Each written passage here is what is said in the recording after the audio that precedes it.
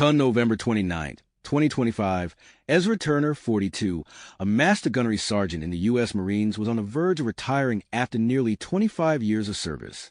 He had planned to officially retire on his birthday, January 16, 2026, when he would turn 43, but with saved leave, he was already winding down. That day, he was at Camp Pendleton in Oceanside, California, celebrating his impending retirement with his comrades on the beach. Wearing a wetsuit, he was snorkeling with companions when he heard a distress call for help from the water. The sound pierced through the waves like a rifle shot. He scanned the surf, his instincts kicking in, assessed act, no hesitation. There, frantic splashing. He sprinted, dove in, and kept his bearings. He spotted someone going under and swam hard, diving deep. About 25 feet below, he noticed two white spots, feet tangled in a net. He noticed a narrow gap between two reef sections that would accelerate the water if the net got caught in the faster current between them. So he had to swim fast. Very fast. The woman was intermittently still, dragged by the current, drawing his dive knife, a compact, serrated Gerber strong arm, which is standard issue for Marines and water operations. He cut the net and pulled her up. Once on the beach, he used a fireman's carry to get her onto shallow waters, then dry sand, allowing gravity to remove water from her lungs.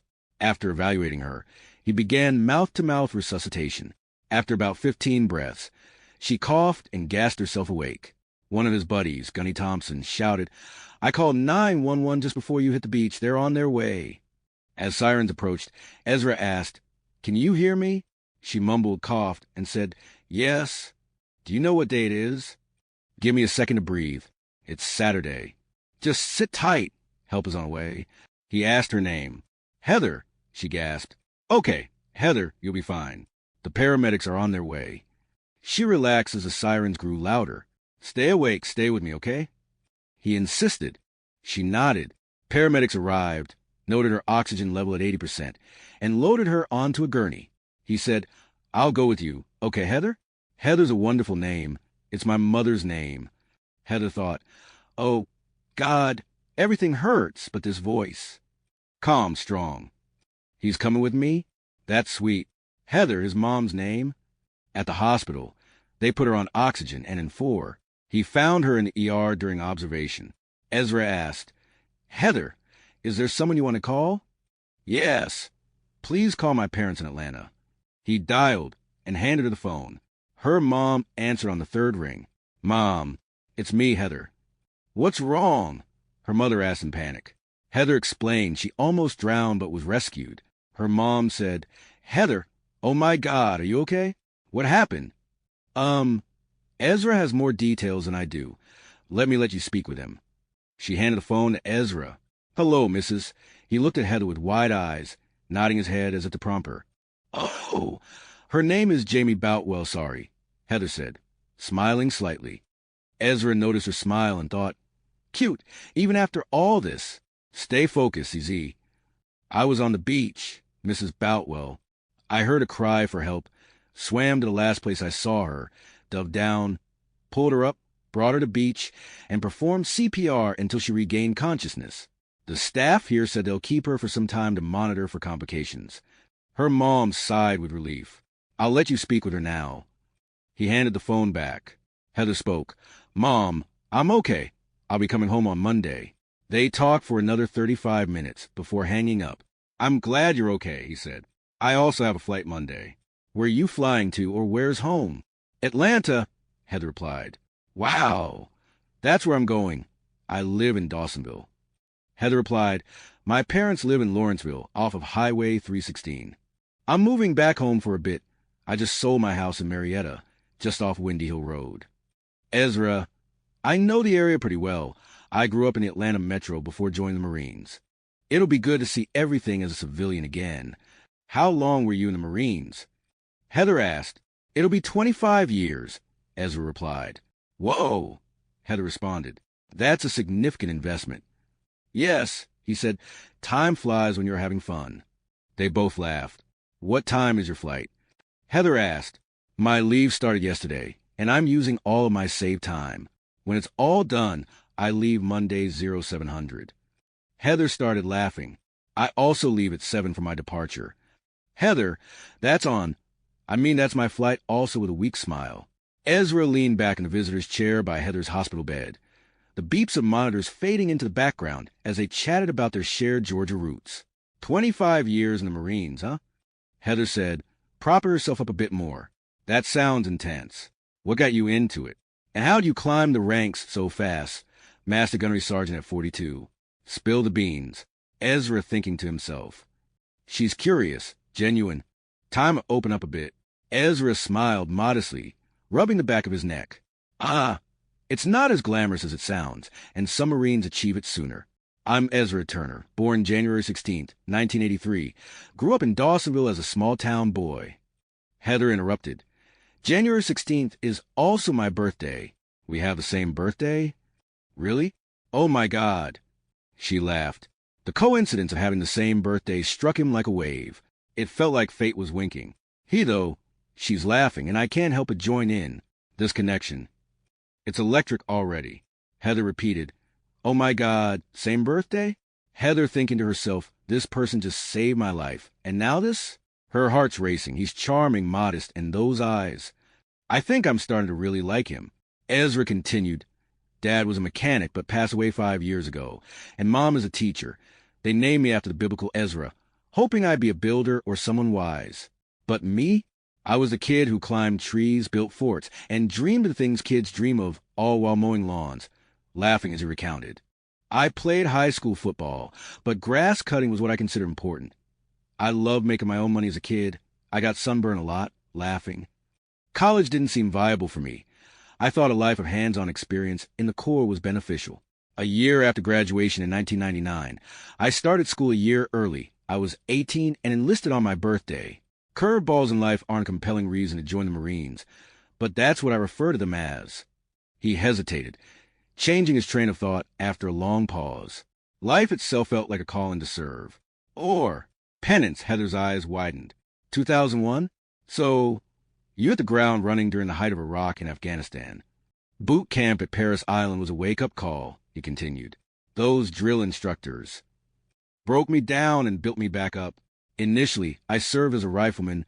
0311, I deployed to Iraq in 2003 with the 1st Marine Division out of Camp Pendleton.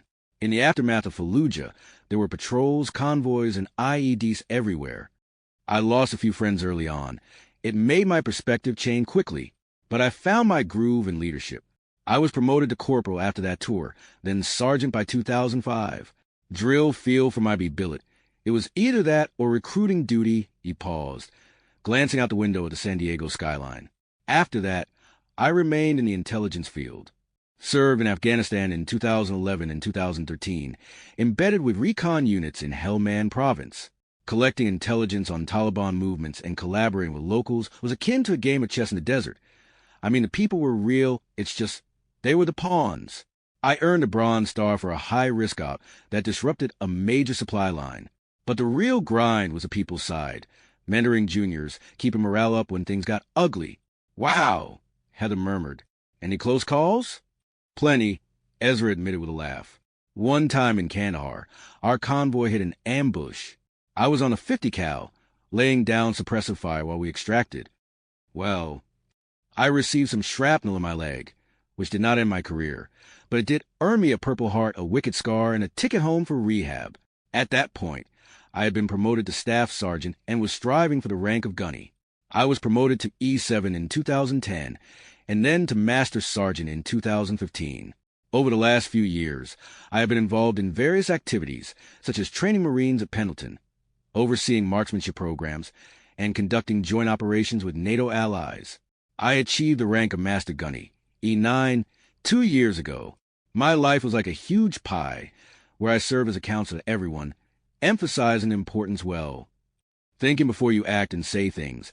Expertise in knowing your battles and choosing better. Life happens to everyone. I think I learned as much about people as I gave advice, and I gave my best when asked. I specialize in small arms and tactics. Heather shook her head in awe. And you retired at the top? Why not stay for 30? 25 was enough, Ezra said softly. I've seen too much sand and too many goodbyes. I want to get back to civilian life, maybe start a financial consulting gig, or just fish on Lake Lanier. Family's waiting, sister in Atlanta. Nephews who think Uncle EZ is a superhero. The core transforms you. Now it's time to live differently. As the nurse dimmed the lights of night, Heather smiled. Thanks for sharing. It makes the rescue today feel even more personal. Ezra, get some rest. We got a flight to catch. He added, standing. You too. Sweet dreams, Heather. He stepped out, the weight of his past feeling lighter in the retelling.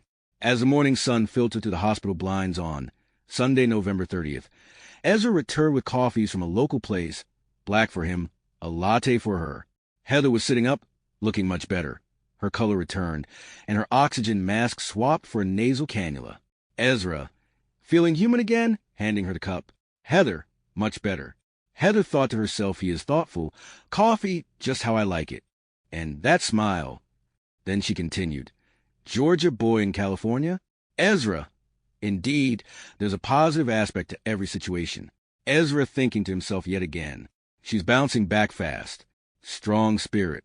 It's time to discover more about her. Heather continued, silver linings, she said with a grateful smile, sipping carefully. Thanks. Couldn't sleep much. Kept replaying yesterday. But hey, silver lining. Meeting a Georgia boy out here. By the way, you shared your story last night. Fair being fair, and all Ezra took the hint and asked what about yours? You mentioned Lawrenceville roots. Heather leaned back, still twirling a strand of her hair.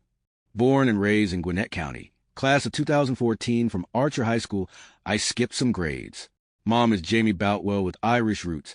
My father's side comes out of northern India. My family name comes from my stepdad, Frank Boutwell, who married my mom and adopted me. I don't know my real dad's great-grandfather's family line, but my great-great-grandmother's side still visits. Mom's a real estate agent, hustling properties in Gwinnett, Athens, Norcross, Stone Mountain. Stepdad's a civil engineer for the county, fixing bridges and roads. I don't remember much about my real dad. He passed when I was 1. I grew up in a split-level house on Sugarloaf Parkway, backyard barbecues, and Friday night lights at the stadium. I have been involved in gymnastics since the age of 6, and I have been involved in powerlifting since the age of 14. These activities are not typically associated with being girly while she laughed, but I was good at them. Otherwise, classic suburban Georgia. Humid summers, sweet tea, and SEC football Sundays. Go Dogs, right? Ezra laughed, settling into the chair. Absolutely. Sounds idyllic. What motivated you to move to California? I attended college at UGA, majored in environmental science, and took some time off before relocating to California. I thoroughly enjoyed my time in Athens, which included attending parties on Mill-Edge, hiking in the North Georgia hills, and interning at the Botanical Gardens. After graduating in 2017, I pursued a graduate program in marine biology at UC San Diego. The ocean beckoned to me after studying abroad in Australia, where diving the Great Barrier Reef changed everything. I have been studying coastal ecosystems, but honestly, I own a property here that is not suitable for me. The prices are so steep, and the return on investment is lower than expected. I have a renter now, so it's not so bad. He graduated ahead of me and needed a place to stay while he puts his degree to use. I miss family and, well, everything. Planning to finish my thesis and head back east to reconnect with friends and family, she paused, eyeing him thoughtfully. You're 42 now, right? I'm 26, 16 years difference. But age is just a number laughing after. I'll bet you got stories that make you timeless. Intriguing. Ezra to himself. She's flirting? Then out loud he states, flattery from the damsel I rescued. Careful. Flattery will get you everywhere and... I like it. Heather. While grinning, she continued, careful. I might take you up on that coffee at the airport tomorrow. Ezra. I would like that. Tell me more about those George adventures. Any wild tales from UGA? Heather grinned, diving into stories of tailgates, bonfires by the lake, and that one time she road-tripped to Savannah for ghost tours. As they talked, the distance between Oceanside and Lawrenceville felt smaller, the spark growing in the sterile room. Heather had been fiscally responsible thanks to money from her real dad's inheritance from an uncle he didn't know about. Since her father passed away, the inheritance was placed in her trust until she turned 18. She invested in real estate. During her first 2 years of college, her biological grandfather did much of the physical work, with her stepdad helping. She helped when she could, fixing and flipping properties with them. Her grandfather in construction. She planned to continue as a side project, possibly more. This piqued his interest in her real-world understanding and money smarts. Ezra smiled constantly, fascinated by how well-rounded she was for 26. She's got grit. Flipping houses at her age? Impressive. While most people her age are drowning in debt, Heather is steadily learning and building. Ezra stayed, then mentioned he had prior engagement to sell his car instead of driving it back, promising to meet her at the airport in the morning at 06:15. The day of their flight, Ezra is impressed with Heather's business casual attire while they were getting coffee at the airport. Conversation resumed between them, honest, natural.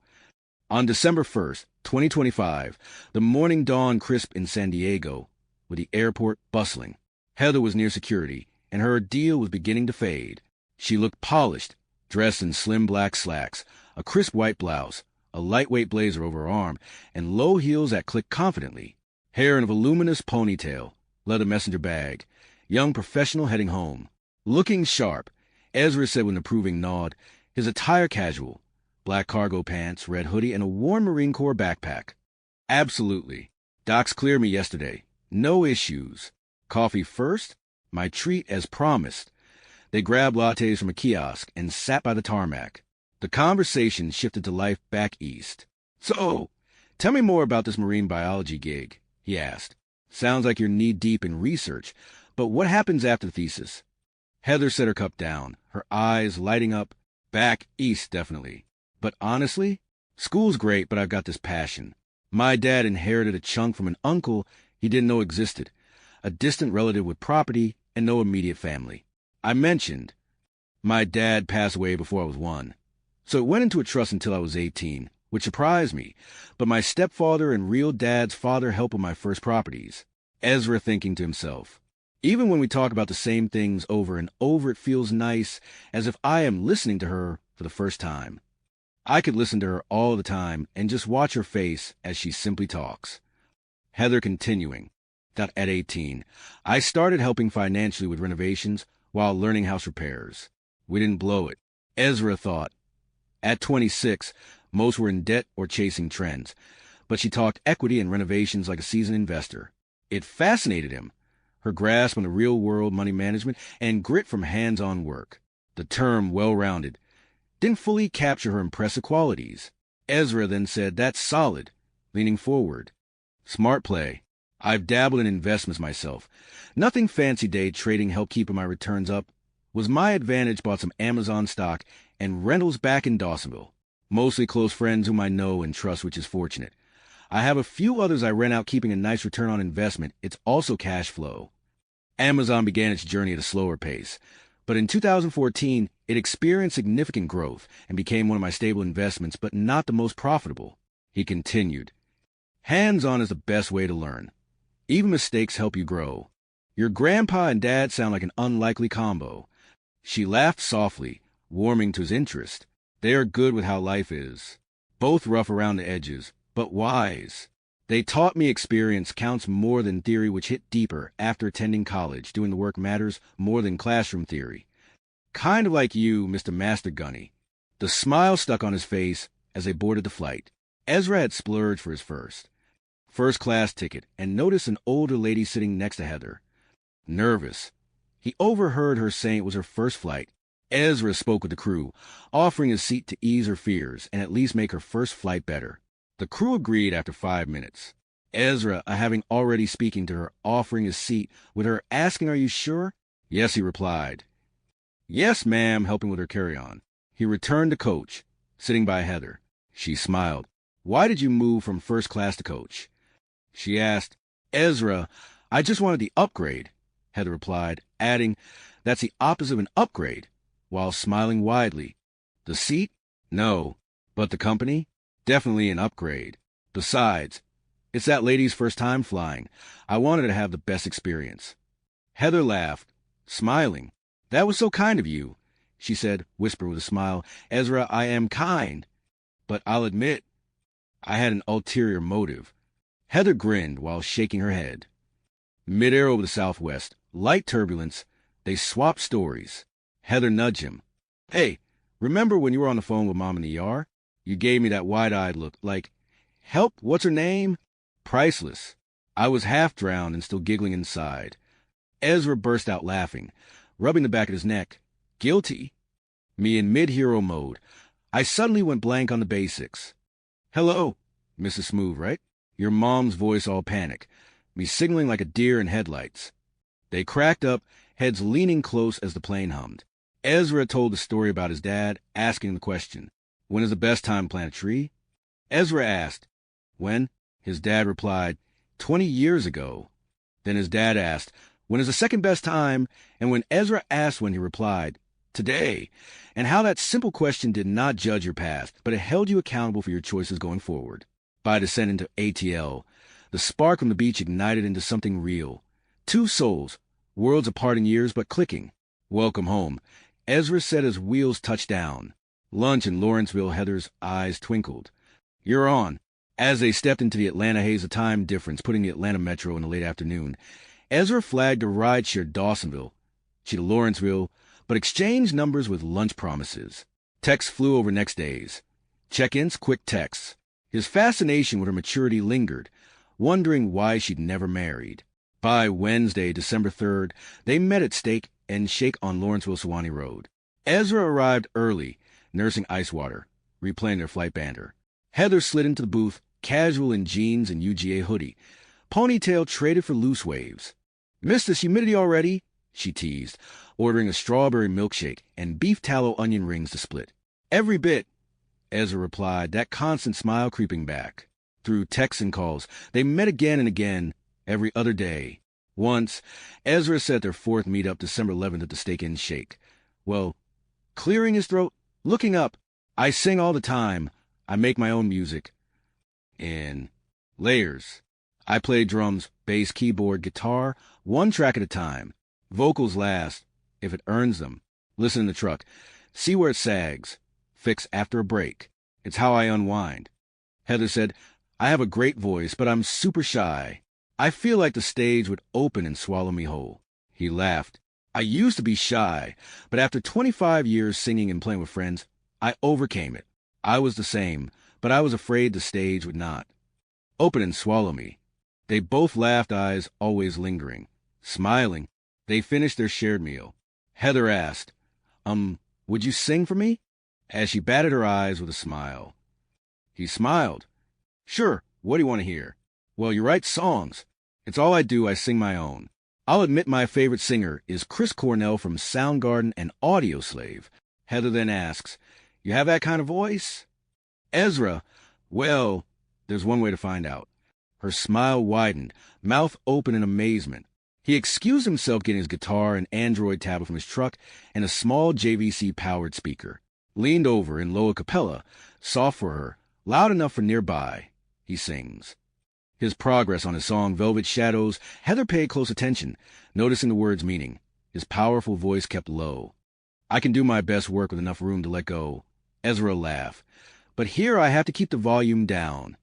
Heather thinking to herself, those words. For me, his voice is extraordinary, deep and emotional.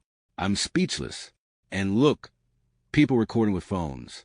My ponytail is falling out because I was twirling my hair without realizing it.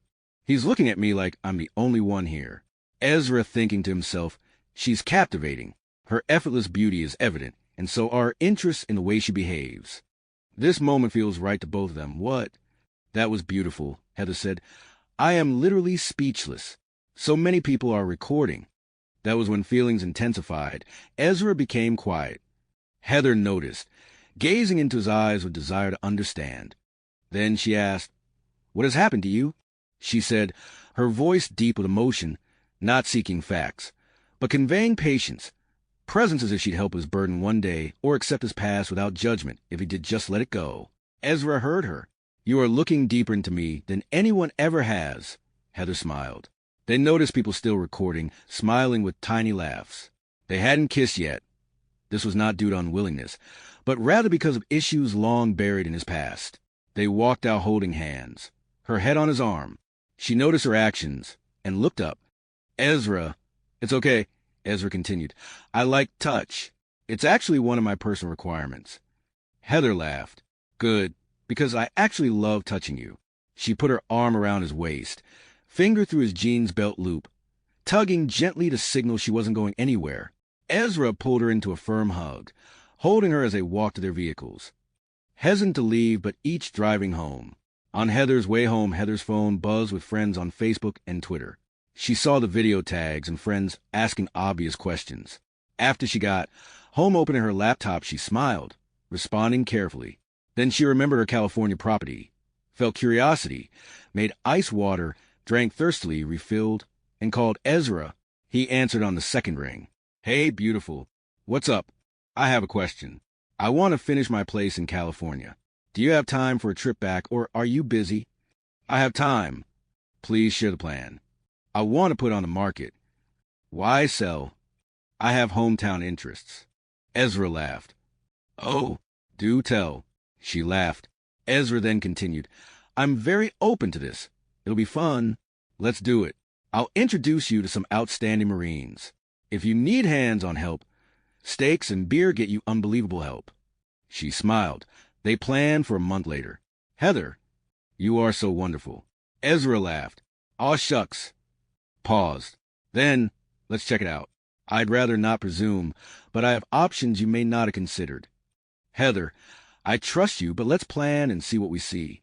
She asked if he was on Facebook. He replied, yes. They laughed as they hadn't thought of it. She texted her link. Ezra looked her up on his PC and sent a friend request, and she accepted. He noticed video tags. Wow, my serenade is popular. They talked, scrolling posts. She saw he had over 3,000 friends and followers. You seem popular. Yeah, fitness and motivation stuff. Friends accumulate over time. You have 3,800 followers. Well, some don't seem friendly after a while. I dated 5 on my friends' list. They get frustrated. Ezra noticed comments from years ago suggesting she was remaking The 40-Year-Old Virgin. Ezra remained silent, then stated, when you succeed, some are pleased for you. Those who are unsupportive are not genuine friends. Heather, I understand, but I never want to hurt anyone's feelings, she said. Ezra, words help or hurt. Some people are less considerate of your feelings. Social media is wonderful. I'll send my Instagram link. Ezra had counseling experience with Marines' poorly thought-out posts. Social media is here to stay. She observed disparaging remarks and feelings of jealousy regarding the attention she had received. Some people already have issues with the attention we receive. Yeah, I saw them. Well, this is merely my opinion, but regarding your desire to rent properties, if they are not genuine friends, then they are squatters. Do not allow them to reside in your head rent-free. Everything you hear or tell yourself can be either helpful or unhelpful. I eliminate negativity except what I can't change. Self-talk is my compass. Many thoughts go into writings and songs. Heather said, I've known you only a few days, but in a way, it sounds silly. I feel like I've always known you, just not. She paused. I'm not making sense, Ezra replied, but please don't stop. I know it's like a wall, but when I write, I keep going when stuck. I don't force words, trust me, especially when rationalizing how crazy I sound. She blurted, I feel like I know you, like I've always known you, just not identified who you are. Ezra admitted, I wrote a song about that, but not for someone I'm talking to, for someone I hope to find. Have you found them? Long pause. Ezra, I've written about someone for a long time, but since meeting you, thoughts about that person have faded significantly, as if they no longer occupy my mind the same way. It feels like I'm meant to focus on something else. Long pause. Like holding on to something I have to let go of, but not forsake. After Ezra's words, Heather let out a hopeful sigh. Because she remembered, it's our birthday next month, the 16th, she said, laughing. We've been so caught up we forgot. We laughed. Ah, my great-grandmother is supposed to visit. I want you to meet her. She is either my great-granddad's sister or my great-great-aunt, but I'm not sure. However, she never shares any information about him. So, as strange as it may sound, just be aware of that. Ezra nodded. With Christmas close, why not visit then? Heather thought, I don't understand why she hasn't visited during Christmas yet. It has always been my birthday, except for last year, when I figured she was getting older. They decided to postpone their trip to California until after their birthdays. Ezra invited her to his house in Dawsonville. 12 acres of pine trees, and a catfish pond with a bridge at the narrowest point. The house is 2,700 square feet, 3 bedrooms, 2 bath custom, with hardwood floors, open floor plan, rustic leather furniture, a kitchen with a 60-inch older Viking range, and a large music room for creating and recording. Afterward, they walked over the bridge while talking. "Why did you never marry?" Heather asked. There was a long silence. "I tried dating after joining. Some were wonderful people, but many hung around duty stations to marry as an escape from their situations. It was never about me. They got mad when I wouldn't be physical. I had no interest before really knowing them. They moved to the next PFC or Lance Corporal. Then I focused on my career, which was excellent for advancement. I admired guys with wives and families. In the grind, I drew motivation from them, which I craved. I processed feelings in music." Heather then stated, "I'm sorry you didn't have a family." He stood quickly. "I'm working on telling you, but I'm not a virgin." Heather looked up and admitted, "I am, but I have dated. I wanted to try, but my great-great-grandmother always claimed I had met my true love and said it every birthday. I assumed it was about family love once. I had concerns. I overlooked them, but it was peculiar. I recall her telling me even in childhood." Ezra believed that her comments reflected a belief in family love, Heather continued. "And as I grew older, I became increasingly afraid of taking action, rather simply waiting. The effect was what you would imagine, guys frustrated and vindictive. Some treat me like someone they use and know. I kept focused on life and school." Ezra then stated, "If you met your true love years ago, that's sobering." After a pause, Heather, "I used to care about that before meeting you, and now not so much. And I have not regretted since."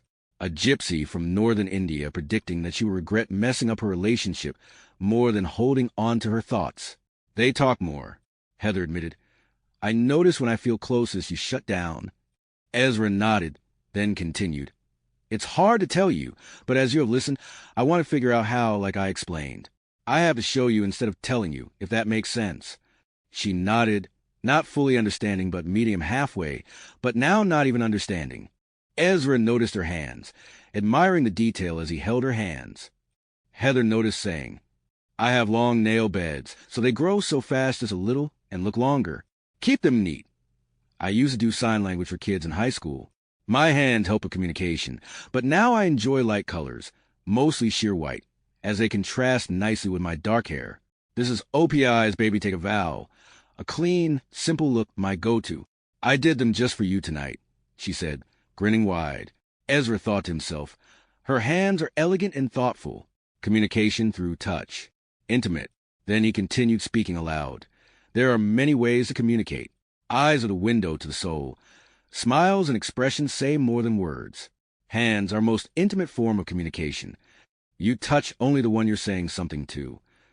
Heather understands thinking to herself, "He's deep and passionate. I feel seen, appreciated, and even intensely focused on." Ezra said she could stay if she wanted. She agreed. "Ezra, have a shower, sauna, and cold plunge."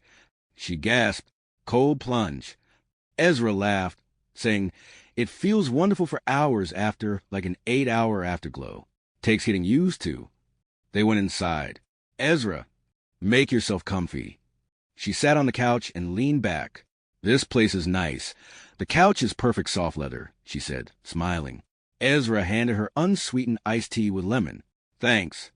They talked for hours, and it got late. "Want to get up early or sleep late?"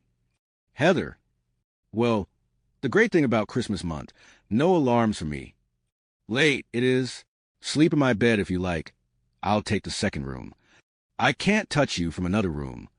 Ezra smiled and said, "I would rather not make assumptions." "Heather, you said touch is what you desire. I'd like that." "Ezra, I have an idea. Sauna 20 minutes at 185 degrees. After the sauna, you can take a shower, and when you come out, there will be a surprise waiting for you." They entered the sauna in large white bathrobes, sat, and talked for 20 minutes. She liked it. She used the sauna when powerlifting before college. She showered, dried, and walked the kitchen living area and saw the twin bed. Ezra had pulled the twin bed from a deep closet by the front door and set the head and footboards, side frames, slats, and memory foam mattress, with a simple fitted sheet.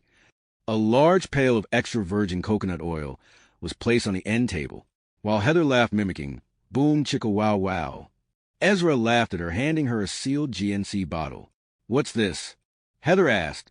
Ezra said, This is niacin 500 milligrams. You should take 2. She unsealed the bottle and took them with her unsweet lemon tea. Ezra said, Lay face down on the table. I'll turn around. She laughed. You don't have to. She disrobed. Ezra watched her graceful moves, noticing big thighs and shapely hips from years of lifting. As she smiled at him, he dipped a copper cup in coconut oil and dripped it on her back, shoulders, lower back, hamstrings, and calves. He hummed low and soft as he rubbed her toes, squeezing firmly, releasing tension. Stretched toes, oil between them, rotated her ankles, removed the anklet, and put it on the counter. She mumbled, Uh-huh. Ezra oiled her calves while I kneaded both legs firmly. Heather managed and mumbled, Your grip strength is crazy. He placed his hand behind her knee, pushed her leg up, and relieved the joint pressure. The lower leg was positioned at a 90-degree angle, and gentle inner and outer rotations were applied, stretching her leg-hip joints. His thumb on her hamstrings pressed firmly and glided in a rotating motion repeatedly. Heather, after several minutes melting at his undivided focus and attention, Why am I tingling all over? How does this feel so incredibly good? How does this feel so good? She asked. Niacin flush, Ezra responded. Heather, so intense, but when you touch, literally heaven. Ezra chuckled. I see your back and neck flushing. He reached out, placing his fingers on the sides of her neck, alternating between scratching, pressing, and massaging. He placed his hands on her shoulders, firmly kneading the trapezius muscles while taking advantage of the flushing effect. Heather gasped and said expletives. How does this feel so good? Ezra replied, My way of communicating is with touch, Mississippi. Potty mouth while laughing out loud. Heather, never stop. This pleasure is unbelievable. Ezra, leaning and smiling, said, I promise I won't. After 90 minutes of detailed work on her back, legs, and arms, finished with each finger as equally important, it was 1 a.m. He leaned over. Able to sleep? She mumbled adorably. Yes. And they went to the bedroom. She curled up and asked, How do I deserve you? Ezra chucked, Hey, that's my line. Heather grinned. Ezra played with her hair as she drifted. Time passed drifting, touching. No alarm. Drifting to sleep. Silence.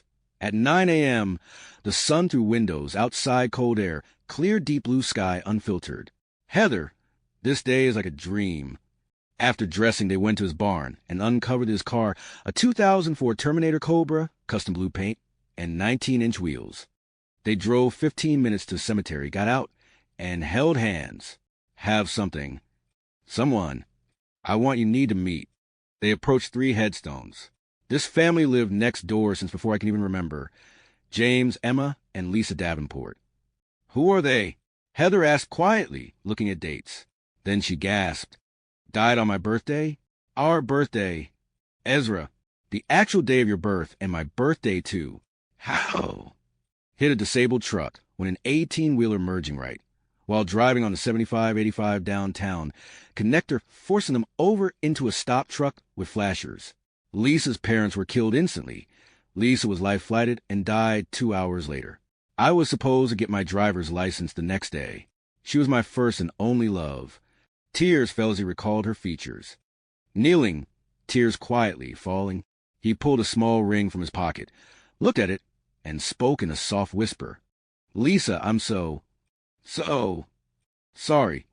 Long pause, but I had to let you go. Voice breaking, tears falling in silence. I carried you most of my life. I love you so much. Always will. When I stopped thinking of you every day, I felt like I was betraying you. But when I knew why I could stop, it would be okay. He laid the ring on the grave, shaking. You were the most beautiful being I had known or imagined, but I have to go now. He stood, holding Heather tight, tears falling silent, letting go of his secret burden, and turned to Heather. No secrets, nothing hidden. We were engaged, not officially. Parents didn't know, just girlfriend, boyfriend. Ezra placed a ring on her grave, while hers remained with her. Understand there should be 4 headstones, James, Emma, Lisa. And the little one we never got to meet. We were just kids ourselves, too young for the choices we made, thinking we had all the time in the world. But life hit hard, showed us the unfortunate reality. One reckless moment and future shatter. I lost her, and I also lost our child. It's haunted me. The what if, the grief of paths not taken because we rushed into adult worlds before we were ready. Heather's eyes widened with empathy, her hand tightening in his. Ezra, I had no idea. That kind of loss, it's unimaginable, but it explains so much about your strength, your caution with love. She stood in silence for 60 seconds. She placed her hands on her chest and leaned her head on Ezra. Ezra took a deep breath, grabbed her hand, squeezed gently, and they walked slowly to his car. He opened her door, started the engine, and they drove quietly back. Are you going to be okay? Heather asked. Ezra nodded, yet a long sigh. After a 20-minute drive back at the house, he drove into the barn, set the brake, turned off the engine, listened to quiet, took a deep breath, put the keys in his jacket pocket, and opened the door. He leaned over. Let's go inside. They walked arm in arm. Quiet. He unlocked the door, removed his leather jacket, and hung it. He helped her take off her jacket and hung it beside his. They walked to the couch. He let her sit first, and Ezra sat by the couch arm and leaned back. She laid her head in his lap, looking out the big window. Ezra placed a hand on her hip. She grabbed it and curled into her chest, holding close. Ezra said just over a whisper, "Never stop touching me, talking to me." She smiled. I promised to never not open my heart or share dreams or fears. Ezra then asked, "Are you afraid?" She rolled on her back, looked up, and thought for 3 seconds. Not afraid of being with you, but terrified of being without you. Ezra asked, "Why?" She looked serious. "I'm in love with you." She stopped as if in disbelief, looked at the ceiling fan, chuckled, and looked again. "I love you." She nodded. Ezra responded, "I love you, too." Heather got up, stretched long and smiled as she did, got into a shoulder-width stance, straddled him on his lap, grabbed his shirt in her fists, pulled him to her, and leaned in and kissed him passionately. Her just leaning on him, and he could smell her hair, thinking it smelled like jasmine and distant thunder. After 5 minutes, they heard tires on the gravel. A truck was parked. Someone's pulling up. She said, while looking out, "Hey, my first cousin Neil. You must meet him." They went to the door, out on the porch. Neil got out. Ezra waved, holding Heather by his side. "Neil Mofo Baker, what's up, cuz? Easy, how have you been?" "Well, from what I see, pretty busy," he laughed. "Neil, meet Heather. Heather, meet Neil." "Nice to meet you," she said with a polite smile. You two are. Ezra, smiling, nodded. "Very much so." Neil smiled. "I saw a video of you two, which was I tagged by Mom, while I was headed to the Toyota Mazda plant in Madison, Alabama with freight. Then to pick up returns for the backhaul." Ezra, "Still driving for the same carrier?" Neil nodded. "This is the best job I've ever had. I will receive another raise after my 3-year anniversary in March." Ezra, "How are you and Tara doing?" Neil, "I work every night at 18:30, and she stays up to talk on the phone a lot while I drive using my Bluetooth headset. It allows the miles to pass quickly. The route involves making a double turn, loading, drop, and hook, and then returning again. I get home at 4:30, stay up until the kids go to school, and they're old enough now to be responsible, and then both of us sleep in the same bed. Sounds perfect for you two." Neil, "Hey, do you two want to go eat out? The plant has an unscheduled shutdown tonight. It's a normal work day, still paid, just off." Laughing as he talks. "There's a place I drive by all the time. Is called Tasty Tickle or Tickling Taste, and it has a rating of 4 out of 5 stars. I'll call Tara to get the party started." Heather, in a small panic, said, "I need clothes," and a nervous laugh. Ezra simply stated this is the Atlanta Metro. "It will be fun." Later, they picked 4 outfits. One stood out as a Christmas vibe: a white sweater dress, white heels, silver earrings, a silver heart necklace, eyeshadow, 3 nail polish bottles, a curling iron, a blow dryer from Walmart, and perfume they picked after Ezra tested some and picked one out, not showing her the price. She then wanted to get Ezra some cologne, and Ezra agreed, stating as long as it's not high karate, turn her head in confused cuteness. Ezra just said, "It is literally before both our times." She placed the merchandise on the kitchen island, grabbed some items, headed to the bathroom, turned on the vent fan, and started the shower. After a few minutes, through the door, Ezra, "I'll put the rest in the bedroom." Heather smiled. Oh, I forgot. Thank you so much. Ezra stepped into the other bathroom, showered, picked out a black blazer, slacks, expensive yet comfy shoes, a white shirt with a BOLO tie and a belt, and put on the cologne Heather picked after testing on his arms, saying something about fava beans and nice Chianti, while going nom nom nom on his chest as he laughed out loud. He moved out onto the porch, then his eyes closed and waited for Neil and Tara. Ezra heard Heather singing in the bathroom, opened his eyes, listened with total focus, and said to himself, Wow, she sounds wonderful. I've got to get her out of her shyness. Wild, sustained length vibrato. Neil and Tara arrived 30 minutes later, sat on the porch for a short while, and then headed inside to wait for Heather. They sat on the couch, and Heather started Wicked Game by Chris Isaak. Ezra, finger up mouth. Quiet, listen. She hit sustained notes of incredible range. A few minutes later, she rushed out wearing a thick bathrobe, not looking, into Ezra's room, where the rest of her clothes were, and shut the door. Started singing again. After blowing her hair dry and putting on makeup, she got dressed 45 minutes later. He came out smiling. Duh. Everyone sat stunned at her appearance, silent. Neil, Heather, you are legit dangerous. Tara, EZ never mentioned you'd sing. Ezra, she told me, but she's extremely shy. Tara to Heather, girl, why? Why? Heather blushed. Always been shy. They talked for a few minutes, with Heather sitting close to Ezra, her head resting on his shoulder. Heather, oh, you smell so nice. Leaning in, she then whispered, smiling, Thank you for wearing that nom nom nom. Into his chest a startled clasped her fingers. Don't think polish is dry, she said, testing one on her upper lip. Oh, good and dry. Do you like them? I did them for you. She smiled and grabbed his hand. They all headed out. As they drove by a place called Wild Wings, Ezra, I have equipment and a guitar. Choose another location. More people, more accommodating. After a few minutes driving to a place that was Tara's idea, wait here, I'll check it out, he said. Ezra grabbed everything after kissing Heather quickly. He returned in 3 minutes, opened Heather's door and extended his hand. She smiled and got out. It was a crowded, lively atmosphere. Music was playing, but there was a small stage. Ezra set up his equipment. They all sat at the bar and ordered Ezra ice water, which he sipped. Neil Jack and Coke, Tara Margarita, Heather CC, and 7 picked. A table and sat. Tara, we used to come here all the time. Heather, it's nice here. Neil, always fun. Server to Ezra, stage is yours. He kissed Heather. This is a different song than the one you have heard from the other day. He set up and tested the mic. Thanks for coming out. This song is for a special person with me tonight. Nodding to Heather, he strummed the guitar, cleared his throat, and began. This song is called In the Shadows of Doubt. Superstar performance, standing ovation. Heather was breathless as Ezra returned to the back table. Neil, crazy good. You haven't lost a step. Tara, EZ is always great. Ezra, being around wonderful people for so long, I loved unwinding with family like Neil and I at family gatherings. Neil, those were good old days, Ezra exclaimed. But these days, I'm creating my best memories.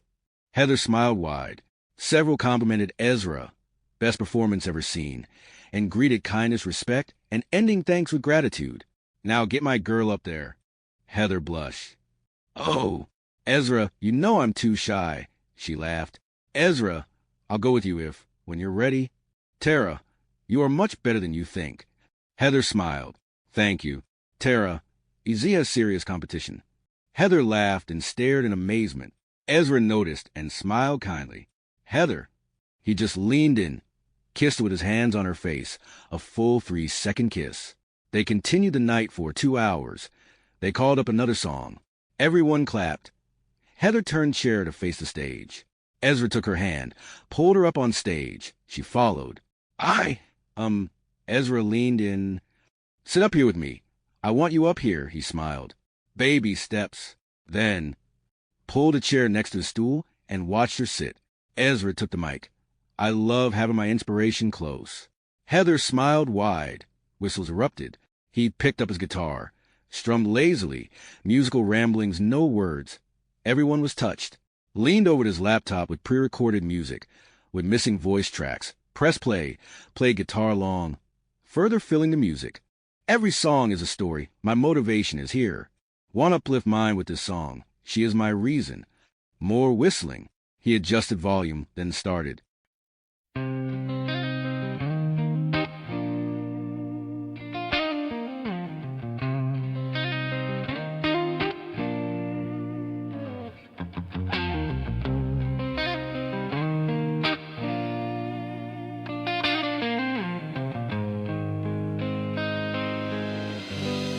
In the shadows of doubt, where the heart fears to tread, whispers of caution, but I push ahead. Eyes wide open to the edge of the fall, knowing the gamble, but answering the call. Love is a risk worth taking. Dive into the flame. No guarantees, but I'll play the game. Heart on the line, through the storm and the ache.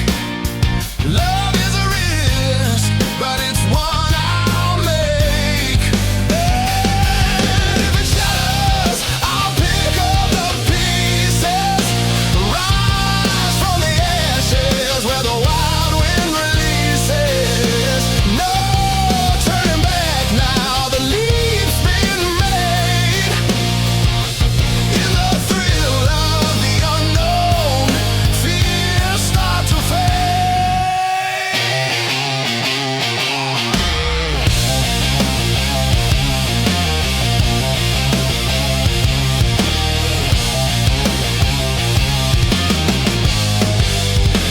Echoes of past hurts like ghosts in the night, but your smile breaks through, turning wrong into right. Chasing the spark in this unpredictable ride. With every heartbeat, I feel alive inside. Love is a risk worth taking. Jump without a net. Facing the odds, no room for regret. Soul intertwined in the heat of the chase. Love is a risk, but it's worth the embrace. When the doubts come crawling, I'll stand my ground. In the rush of emotion, true love is found. No safety in hiding, no life without trying. On the wings of passion, we'll keep on flying.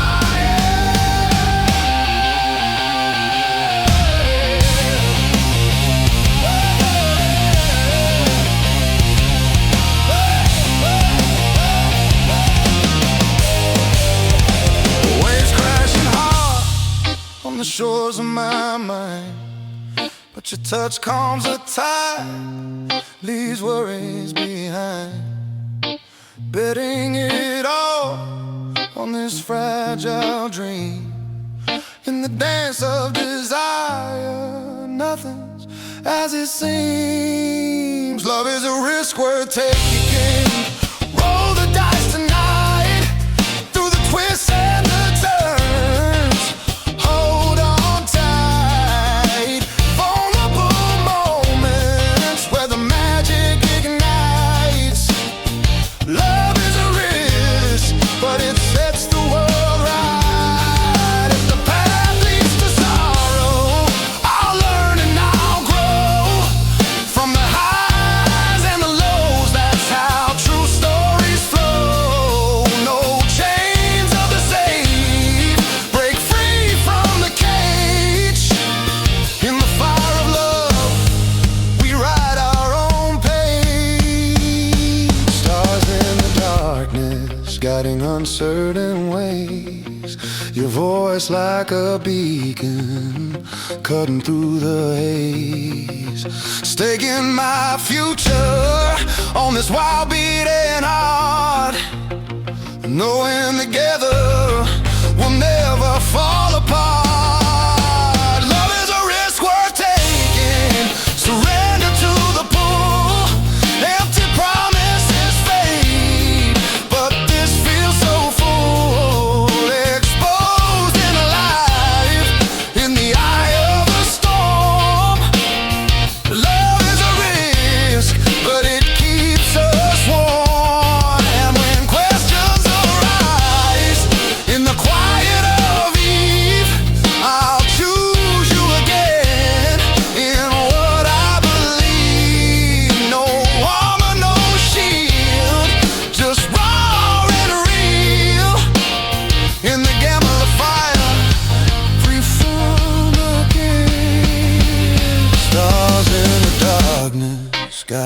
certain ways.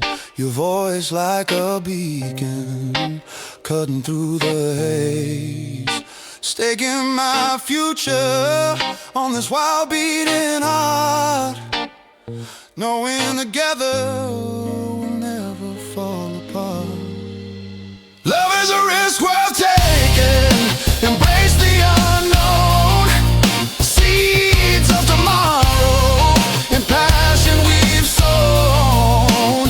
Fragile yet fierce, through joy and through pain. Love is a risk, and I do it again. As the echoes subside and the night turns to day, we'll laugh at the chances we threw away. No regrets in the rearview, only forward we gaze. In the beauty of risk, our love sets ablaze.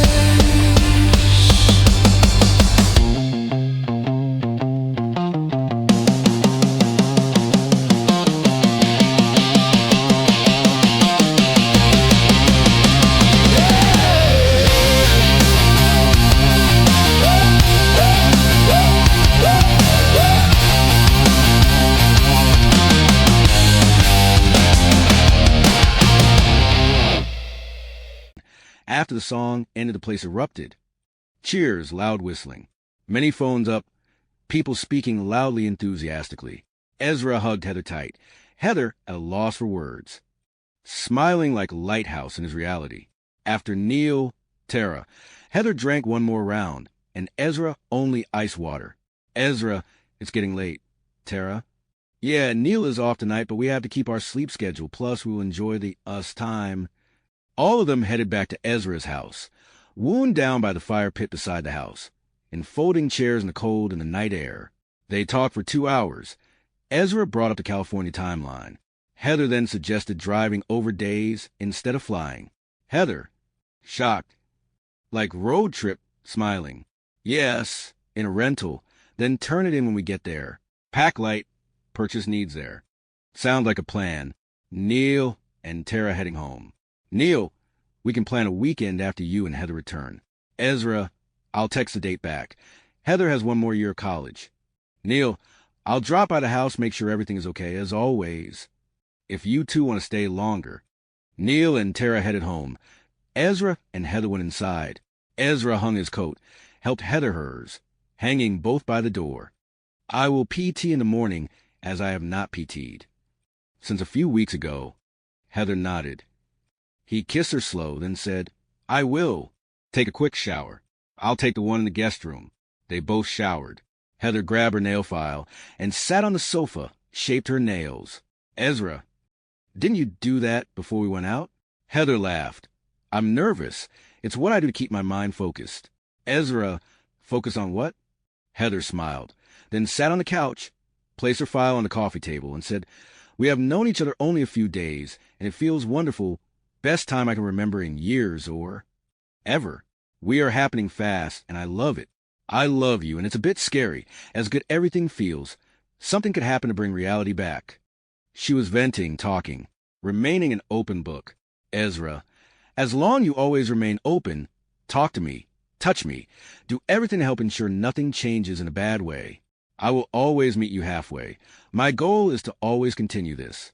Heather asks, what do you think all this is? Ezra thought for a moment, then started slowly. I think due to personal commitment or convictions, we choose who we have sex with and issues we both have experienced in the past. This is uncharted territory. Heather nodded, whispering. Lonely process. It made dating impossible. Ezra agreed, then continued, counseling others with my perspective of outside looking in. Now I am. Or we are in new territory. Heather understanding in her mind that he is in this with her, and she considered that fact important in her mind. She nodded slowly as if in deep thought, then saying in a low voice, what do you think we should do different? Ezra thought about it and spoke. Different people same basic issues, but it seems easier looking from the outside. When you are looking in the... Well, then he continues. I have a lot of empathy for people and their situations, but the emotional investment I cannot claim to know. Yano, chuckling a tiny bit. from this perspective. I'm not clear as it's different. I am in this with you. And however this is happening, we are happening, I never want that to change. One thing I do know is that I will do my utmost to keep you in my life. Well, I will do my absolute best to be the man you choose. Heather nodded, slow smile, widening as she continued to look at him. Heather walking up to Ezra, placing her arms around his neck, with her elbows only reaching his collarbones, then on her tiptoes, smiling. What was the reason you brought me on stage? Then placing her face sideways on his chest. Ezra grinned, reaching with his hands, rising, and gently pulls her hair, lifting her gaze up to his, saying, I wanted to give credit to you for making me happy, to let everyone know that you are my inspiration, lift you up so people understand how important you are to me. The night is never about me because in my mind it is always about you. Heather smiles, taking a breath, placing her hands on Ezra's face, asking, Do you want me to lift you up? Ezra smiled and stated, It is not what I want you to do or what you want to do. All I can be is the person you want to do that for. Heather nodded with a smile and said, Well, so far you are killing it. Heather gave him a quick smile kiss. Ezra chuckled, I do try. Ezra placing his hands on her back and gave quick scratches, saying, I love you, Heather replied. I love you too. Ezra walked over, grabbed 2 water bottles from the fridge, and gave Heather one, saying, Since we're going to PT in the morning, we need to stay hydrated, kissing her while handing it to her. Heather asks, What do you want to do? Ezra replied, Well, it's been a while. I'll simply put 8 miles and then shower. Do not worry about the alcohol. Most Marines feel everyone should PT while still. Shit-faced, Heather burst out laughing. Heather, 8 miles? Ezra, a relaxing pace to keep cardio up. Start more weight training before next weekend. Like powerlifting? Well, since you have enjoyed it so much in the past, I would love to do it with you and learn more about you. Well, as long as you meet me halfway with new concepts, to work on things I never had before. Ezra then asked if Heather wanted to run with him. Heather then stated nervously, I have not run distance ever. Only sprints in high school. Ezra, just start where you are now and never quit. Heather laughed nervously. I'll try. Ezra, we start early before sunup. Heather, ugh. They headed to bed. Heather curled, whole leg over Ezra's waist and her hand on his chest. I love you, Ezra Turner. Ezra, I love you too, beautiful. She smiled. Ezra laid on his back, took her hand on his chest, thumbs pressing her palm center, and meaty area below thumb, firm pressure. Heather speaking low and soft. Why are you so good to me? Besides the fact that I love you. Several reasons. I believe you deserve to be treated the best way I know how. I believe you're the most beautiful person I have ever met. I enjoy doing it to make you see and feel nothing less. He continued pressing his thumbs into her palm, kissing her fingers, then placed her hand back on his chest, rubbing her arm. Heather's breathing slowed into a consistent rhythm, drifting to sleep. Ezra closed his eyes, thinking of her, fell asleep. Heather, on her stomach, wakes. Ezra turns towards her, helps turn her to her side, facing away, but curled up, spooning into him. He placed his hand on her belly, pulling her close. She grabbed his hand, pulled it close to her mouth, kissing his hand, then to her chest over her breasts. Both drifted back to sleep. Alarm chimes the sound of a battalion PT session he recorded 2 years ago. Ezra turned on his back, deep breath, hummed a running cadence, hand on her back and neck gently rubbing. Let's do this in excitement. Heather rolled on to her back mock protest. But I don't want to go to school. Ezra grinned. Let's get warmed up. Heather, it's cold outside. Ezra, yes, isn't it great? Heat sucks when you run. Just meet me halfway. Heather unpacked sweats from the guest room purchased earlier with her running shoes. Ezra dressed sweats red, yellow USMC down the legs, across the chest. They performed deep knee bends, side stretches, trunk rotations, started walking the long driveway at a brisk pace, talking, breathing. Heather, OH, it is so cold. Ezra, keep pace until end rode by that sign. Pointing in the distance, they stepped faster. Ezra turned jogging backwards, observing Heather's form to notice proper running form, her ponytail swinging below her shoulders. He was encouraging her. They approached the sign, started jogging. Ezra, just start where you are, keep going. He watched her jogging form, on toes. Let her continue. After a few hundred yards, she started walking. Heather, My calves are killing me. Ezra, while demonstrating simple heel-toe form. Try heel to toe. Showing her as he ran beside her running. Heels strike first. Roll forward to toes. She adjusted. Soon after her calves recovered, she said, I'm much better. They kept talking, Ezra singing cadence vigorously. C-130, yellow birdie with yellow bill, common ones, some learned through the years, learned from Army Rangers he had trained with. Say what you will about other branches, Army has some great cadences. After just over 2 miles, she said, I have to stop. Ezra said, just a little further, almost there, keep going. Heather said again, I have to stop. Ezra, just a little further. He slowed just a bit. Look, see that bridge? See. She nodded yes. Ezra, it's about 400 yards. Put everything in the next 400. She sped up breathing. She breathed in for 2 out for 1 rhythmically. Pushed her running pace fast as she could. Just as they passed the beginning of the bridge. Ezra, walk briskly to the other end. We turn around. She sighed with relief. They walked fast to the end. Heather, holy shit. Ezra, well, for someone who hasn't run in years, that was actually good. She laughed, breathing heavy. I used to run sprints, never distance. Habit of running incorrectly. The last few years was a stationary bike. Laughing with an eye roll. That was hard. Ezra, well, it is just where you are now. Heather, I'm not cold anymore. They turned, heading back, walking at a fast pace. Ezra, it is cold, but keep moving. Keep blood moving. Cold feels good now, but becomes quickly uncomfortable if you get too relaxed. Their pace continued. Heather recovering her breath. Talked all the way back. Pace sometimes faster, slowing, intermittent sprinting all out, short distances recovering, slowing down. Then they turned at the long drive. Then they were back. They briefly sat in the folding chairs from the night before. Heather noticed the smoldering embers from a fire the night before. Still going. Ezra, well, like you, it hasn't given up. Heather laughed, feeling oddly relaxed. After 5 minutes, they walked inside. Ezra removed Go Fasters. At the door, sprayed Lysol. She removed her shoes. Ezra sprayed them. Then he said, health is a process, and this the next step, and one of my favorite steps, timed hot sauna. Heather smiled. I love a hot sauna. Best thing after a power lift workout. They each got bathrobes, sat beside each other in the sauna. Heather, it feels almost too hot. Burns my nose a little. Ezra, breathe slow, deep, and relax. It helps soreness, removes lactic acid in muscles. They sat in silence. 25-minute timer chimes. Ezra, time's up. Heather, even in this heat, I think I nodded off probably because we only got 4 hours of sleep laughing out loud. Ezra smiled. Great thing about holidays. Know where we have to be. Ezra ran Heather a hot bath with a pound of Epsom salt, then jumped into the other shower. She flinched as she sat into the hot water, relaxed, magnesium from the Epsom soaking her skin. She fell asleep, hands resting on the tub sides. Hour later, after a power nap and a relaxing bath, not groggy, out wrapped in a large fluffy towel, then grabbed new nail supplies and polish remover, walked to the kitchen, Ezra grabbing 2 plates. Plating soft scrambled eggs with Royale butter, mushrooms, cheese, and bacon. Heather, I am so hungry. Ezra sat beside her and asked, when do you want to go to your parents? Christmas is close. Heather says, our birthdays are Friday, January 16th.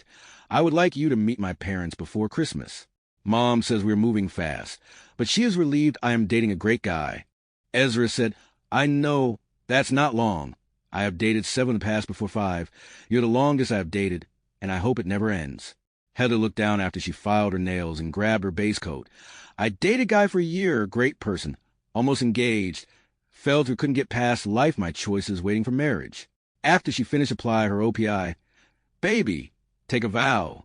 Then before she could begin her top coat, she remembered she had not thought her phone since arriving a few days ago. She gasped, ran to her purse in the other room, grabbed it, and took it to Ezra. He unzipped it. Then she said, my phone is in the side pocket. Please take it out. He did. She told him her new code was Ezra's platoon number from when he went to boot camp. Ezra entered it, and it was almost dead and on airplane mode. Ezra plugged it into her charger. 8% battery. Fast charging complete in 1 and 15 minutes. Ezra took it off airplane mode. 7 missed calls from her mother. 17 voicemails. Numerous emails. 50 missed texts. Heather, have to call Mom. Call Mom for me, please. He opened it, dialed her mother. She answered first ring. Heather tapped it to place on speaker. Her mom, Jamie. Are you all right? I was worried sick. Heather. Yes, Mom, I'm fine. My phone was in airplane mode. I forgot since I arrived at Ezra's. Heather's mom said, Last I heard from you was just before you left Lawrenceville. I'm so sorry. I literally have not thought about my phone for a long time, she said, shaking her head, smiling as she admitted it. Then she confessed, I promise to keep it on. I see many text messages. Heather's mom replied, Please do. I was worried sick. I thought I was going to have a cardiac event. Sighing with relief. They talked for a long time as she carefully applied her nails topcoat. Ezra listened, politely placing dishes in the dishwasher. Ezra talked about karaoke and how he felt about Heather, but not with crazy detail. After the call, he sat beside her, and her hand was gently but carefully rubbing his arm between her, blowing her nails. Afterwards, Ezra smiled. He then admitted he enjoyed back scratches and laughed. Well, I enjoy the duck bumps. She grinned, saying, Duck bumps? Heather reacted. Ezra replied, Yeah, geese are ornery. Ducks are better. Grinning. She opened texts from a myriad of people asking about the guys she was tagged with, singing at the Steak and Shake. Guy friends made pointed, passive-aggressive comments. She showed Ezra the messages, and he shook his head in response. Understand feelings and perspective. If you were dating someone else, I would be upset as well. Her face softened. I honestly understand the perspective, and I never ever want that to happen. She opened Facebook, changed her status to taken, save, and scrolled through mixed DMs. Some said, happy for you. Some were not friendly, and some were asking her out. She showed Ezra overt date requests. What should I do? Before he could respond, she replied, I will promptly clarify the situation, and that question was utterly absurd. She created posts and shared her sentiments about Ezra in detail, expressing that she was thrilled and in love with Ezra Turner, and she also thanked others for their thoughtful words. Ezra had changed his status days earlier. In a thoughtful post, he expressed how he draws inspiration from her and cherishes the process of getting to know her better, simply stating, I love this woman. Many friends commented, Ice Master Guns melted. He chuckled as he read them. Her mother called an hour later. When can you two come? Your father and I want to meet the person who saved our daughter's life. She put the phone on speaker, and Ezra heard. Mom, let me place the phone on speaker, she said as she sat on the counter. Mom, the guy who saved me is right here. Hello. Mrs. Boutwell, long time no talk indicating. He understood that they had just done that. As he chuckled, how are you? He started and ended with Heather, and I can come tomorrow morning at around 9. After 20 minutes of questions and polite conversation, Heather smiled and grabbed the phone, charged above 75%, saying, We will pick up coffee and biscuits and head out. After that call, they looked at each other, smiling and smirking. Ezra, already meeting your folks, Heather replied. Oh? Yeah, the phrase from the movie Ferris Bueller's Day Off. Nervous, she repeated, Real dad passed when I was 1, and Mom and stepdad married not long after. Remember, he adopted me, and I took his name, as real a dad as I could want. Ezra replied, That's the best way to look at it. As morning sun climbed higher over Gwinnett County, Ezra and Heather pulled into the driveway of her parents' modest split-level home off Sugarloaf Parkway. House quintessential in suburban Georgia. Brick facade, manicured lawn, what looked like azaleas lining the front walk, basketball hoop over the garage. Heather spent hours shooting hoops gymnastics off-seasons. Ezra parked his Terminator Cobra carefully, custom blue paint gleaming winter light. Turned off engine, glanced at Heather fiddling with the hem of her white sweater, paired with jeans' casual vibe today. Ezra, ready for this? Voice steady, hinting a quiet amusement lingering in his eyes. Heather nodded, fingers betraying a slight nervousness as she unbuckled her seatbelt. Yeah, Mom is excited. Dad is protective as always. Just be your usual charming self. She leaned and gave quick kiss, lips tasting faintly peppermint gum. She was chewing to calm her nerves. Ezra grabbed a bag of steak, biscuits, and coffee in the carrier from the back seat, fresh from local drive-thru. They headed to the door, walking hand in hand. Before they could ring the doorbell, the door swung open. Jamie Boutwell's hug enveloped Heather immediately. Oh, honey, look at you, glowing like a Christmas tree, she exclaimed. Pulling back, looking at Ezra, with thoughtful eyes appraisingly. "You must be the hero of our daughter. Ezra Turner, right? Come in." Frank is in the living room, whispering with a hand by her mouth. He is pretending to read the paper. Ezra chuckled softly, extended his hand, handing Heather the coffee carrier. "Mrs. Boutwell, pleasure. I brought breakfast, steak, biscuits, and coffee for everyone, unless preferences have changed." Jamie waved him inside. She took the bag with a grateful nod. "Call me Jamie, please." "Perfect." Frank takes it black. Ezra selects the one marked black, walking further into the cozy living room. Frank sat in a worn leather recliner, Sunday paper folded on his lap.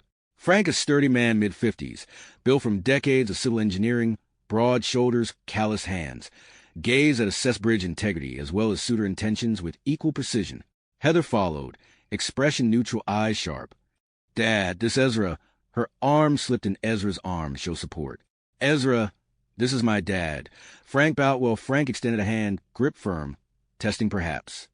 "Ezra," he said, "good to finally meet you. Heard a lot from Jamie. Saved my girl's life. No small thing." Ezra met his handshake without flinching, grip steady, respectful. "Sir, more than anything, I'm glad Heather is okay besides. I got to meet her because it—" Frank nodded, gestured to the sofa. "Sit. Coffee smells good." They settled. Jamie bustled, distributing the biscuits. Conversation light.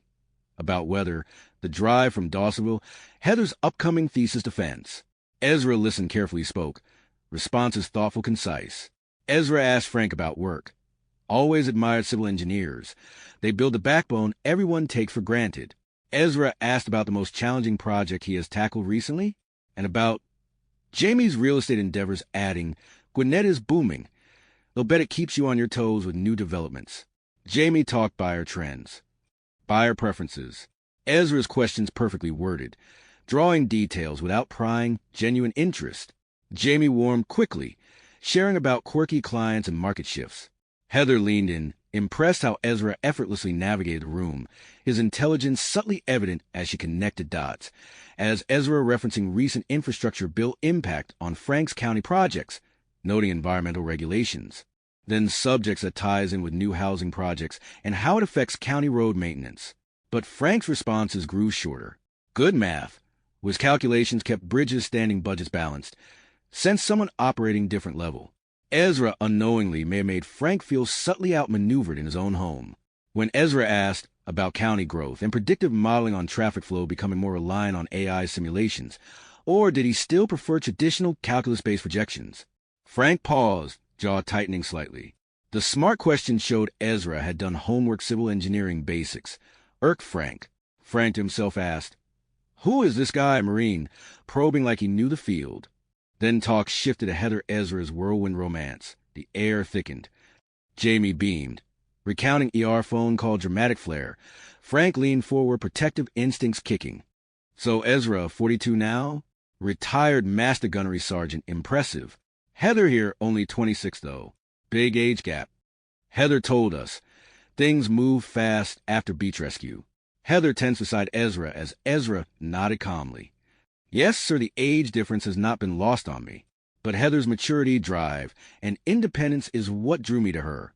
She's built something real investments. Studies. I'm grateful our paths crossed." Frank's eyes narrowed. "Maturity, huh? Always headstrong. Our Heather. Skipped grades. Flipped houses with me and her grandpa as a teen. But convictions, too. Strong ones. Waiting for the right person, marriage. All that. Religious family roots, you know." Ezra read the room like a battlefield map. Frank's posture, leaning, arms crossed, possessive, not just protective. Ezra noticed Frank mention her convictions and carried weight, sensing those convictions were not purely religious. Frank's fear of losing a daughter to someone that might not value her the way he did. Fear of her making mistakes with her virginity after holding out for so long. Ezra had counseled enough young Marines. Similar issues recognized, control masked as concern. "I respect that deeply, sir. Tone even." Heather shared all of her convictions and made it clear that those with her are not negotiable. That is admirable, shows strength of character. The core motto, Semper Fi, short Semper Fidelis, always faithful. Loyalty to units, to the missions, and values is what I live by. Heather, quiet, perked up. "Semper Fi. I have heard Marines say all time. What does that mean in practice? Ezra smiled. It means standing for what matters, even if it's hard. Faithfulness to the mission, the core commitments to people, not just words and actions. Inspired, Heather pulled out her phone, tapping quickly. Moments later, she looked at Ezra, eyes sparkling. I look for something to say back. Tibi soli fidelis sum means my loyalty is only yours. Said directly to Ezra, voice soft firm, the declaration in front of her parents.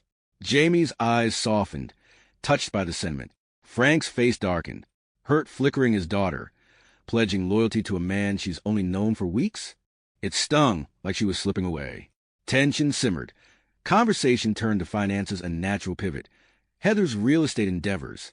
Jamie asked Ezra post-retirement plans. He answered honestly. To ease unspoken concerns and clarify his intentions toward Heather, I've always been frugal, he said. Started young, mowing lawns around Dawsonville since age 10, averaging 15 a week raking mulching in winter months, and sometimes 45 in the spring and summer months when I got older, saving every penny. My parents helped to add money and to invest early. Average considerable yearly contributions since. With day trading, he has managed around 20% returns average. On his birthday is next month.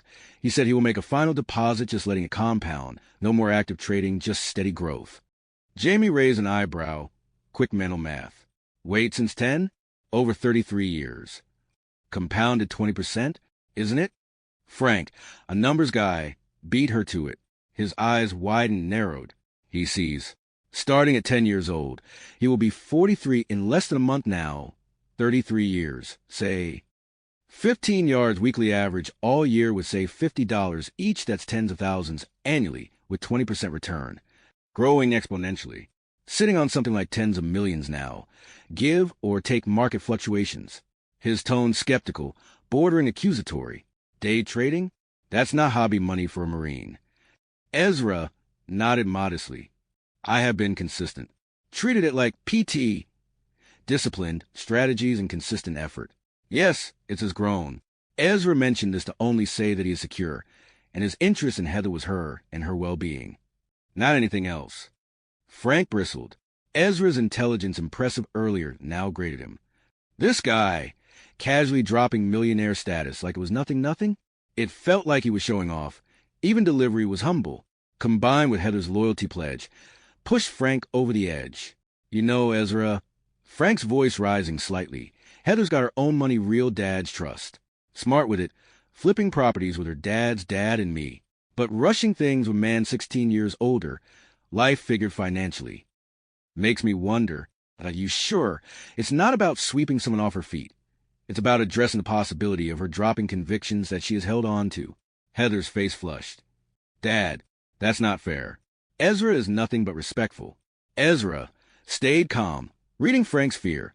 Not just protectiveness, but a possessive streak, viewing Heather as his safeguard. Sir, I understand your valid concerns. If I were in your position, I would ask the same. What specifically worries you about the pace? Age. Something else? The question perfect, open, non-defensive, inviting dialogue. Jamie nodded appreciatively. Frank snapped. Don't psychoanalyze me, son. We have raised her right, kept her grounded. She has waited for her reasons, not fear, but convictions. You now waltz in all Semper Fi investments. Her pledging loyalty? It hurts, that's what. Heather stood, anger flashing. Dad, stop. And Ezra, why are you questioning like that? It sounded like superiority, like you know better than him. Bringing up money sounded like bragging, even if you did not mean to.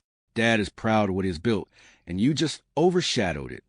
Ezra blinked, surprised. He had meant to de-escalate. His insightful questions backfired, irritating Frank, making Heather feel like Ezra was overstepping. Ezra. Heather, I didn't mean to. Heather cut him off. I need air. Let's go, Ezra. The room fell silent. They gathered their things. Jamie hugged Heather tight, whispering apologies. Frank remained seated, stewing. In Ezra's car, Heather was quiet, then not necessarily exploded, just where Ray's voice said, asking Dad what specifically worries him? It came off like you were superior, like you know better than him. And bringing up your money, it sounded like bragging, even if you didn't mean it. Dad's proud of what he's built, and you just overshadowed it. Ezra gripped the wheel, voice low. I was trying to understand, show respect. Money reassures, I'm not after yours. I'm sorry it came out wrong. Heather shook her head, tears welling. You heard him. Ezra, and I did as well. The pledge I said was for you. Now it feels like I betrayed Dad. We need a pause. We are moving so fast. I love you, but... Space. Ezra drove home. Heather stayed at her parents' house as she sold her actual home in Marietta. Later that night, Dude Man, whose real name was Derek Milford, almost as old as Ezra, but with Down syndrome and Heather's close childhood friend who lives with his mom, knocked on her door. When Heather opened the door, she smiled. Dude Man. Long time. She smiled, gave him a hug. She invited him in, and they talked. Heather noticed everything he says is always truthful. Like when anyone would ask him where he lived, Dude Man would always say, at home. Follow up, where's home? My house. And Heather always cracked up. They talked for hours. She told Derek, Dude Man, everything from the last 3 weeks. Dude Man kept saying, he is a keeper, over and over. Ezra and Heather texted even though. Keeping space. Ezra mentioned going out with Neil and Tara again that Friday. Heather feels left out and understood it was actually her fault. Dude Man asked why she was sad. She told him that Ezra was going to go to a singing club. Dude Man thought for a moment. Then he smiled. It's date. I'll take you. I can't say no. I can't drive, either, shaking his head. Heather smiled and laughed. Okay, I'll take you to the karaoke bar. It will be fun. The date was made. That Thursday night, Ezra called and asked how she was doing. She said that she was fine, just managing then. Ezra said, I'm sorry for not trusting you. Heather asked, what do you mean? Ezra took a deep breath and said, when I spoke to your dad, I did read him, and I saw his fear of losing control. And as he has always been the one in control, that on top of your pledge literally scared him, and I know without a doubt that you could have, and would have been the better person to handle that with your dad than myself, and he has not had to trust in that way before, and he knew she would have been more than capable of doing far better than he did handling the situation. Finishing so, I am truly sorry. I make mistakes, and I made one that day. Heather said after a sniff sound escaping. Thank you. That means so much to me. Ezra then said I have to get this rear end for my car swapped out. Then Heather said, be careful.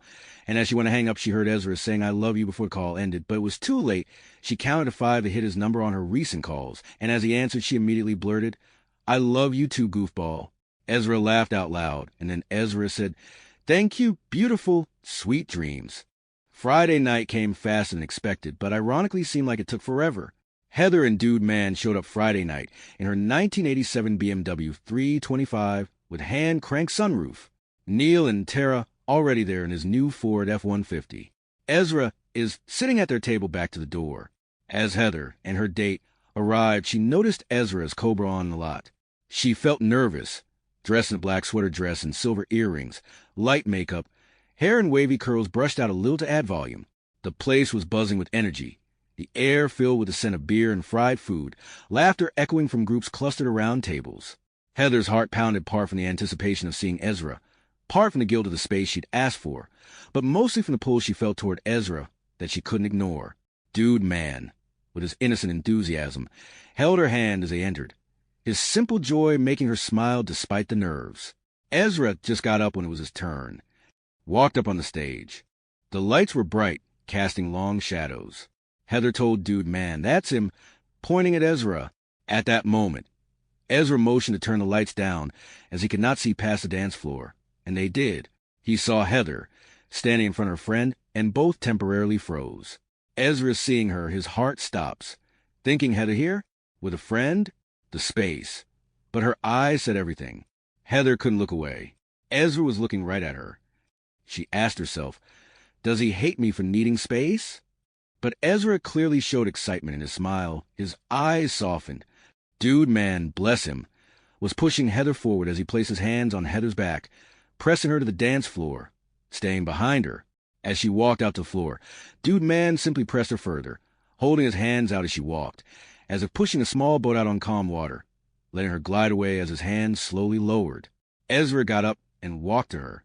She raised her hands, her nails catching the lights, and placed her hands on Ezra's chest, looking up at him and repeating, "Tibi soli fidelisum, my loyalty is only yours." Ezra smiled, eyes holding back tears. She placed her head sideways on his chest, and they simply stayed, swaying slightly to the background hum of the bar.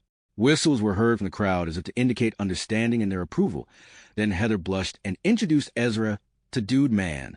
Ezra shook his hand warmly, grabbed 2 chairs, and placed them on the stage beside his stool. They both sat as Ezra started to play soft notes with Seep's soulful melodies as music, guitar and vocals warming up. He started with,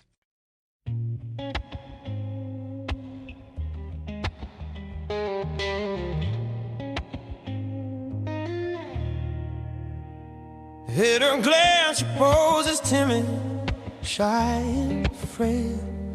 With impeccable fluidity, you dance beyond the innocent veil. Lapse moments wove small talk and whisper soft and true. Appropriate in their hushes, time slipped quietly through.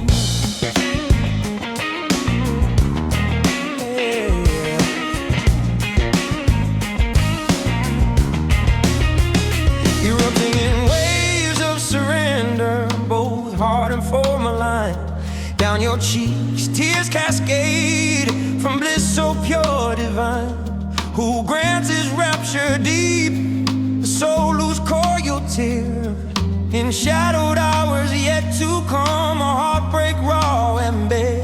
Does it dim the profound glow of this moment's sacred fire? No, nor should it wane.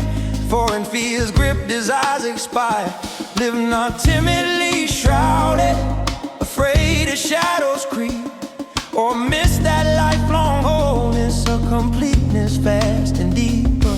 Allowing you to fade one day with heart intact and whole, yet shattering another's in the echoes of your soul.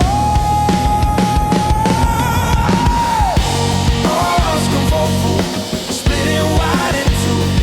Every heartbeat throbs and aches for you.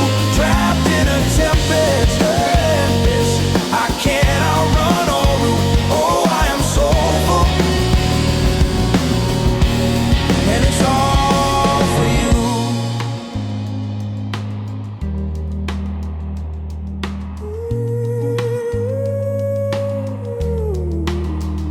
The heartbreaks murmur warns of doors that beckon at great cost. Not fate foretold, but prolonged bow to a risk where souls are tossed. I witness worlds in flames anyway, devouring all they claim. Might as well ignite with one who makes the blaze feel tame. What a wicked, wondrous bond, this pull that draws us near. In your timid mask you spark the stars, dissolving every fear. Warm and safe and dry we lie in embers gentle hold, yet venture out to chase the storm where profound intents unfold. Oh! The night hums low, the stars refuse to blink. The air grows thick, it's drowning hard to think. Every shadow sighs and whispers out your name. I grasp at echoes fading into night. The silence strikes like blades home sharp and bright. I'm so alive, splitting wide in two. Every heartbeat throbs and aches for you. Trapped in a tempest, instant I can't outrun or root. Oh, I am soulful, and it's all for you.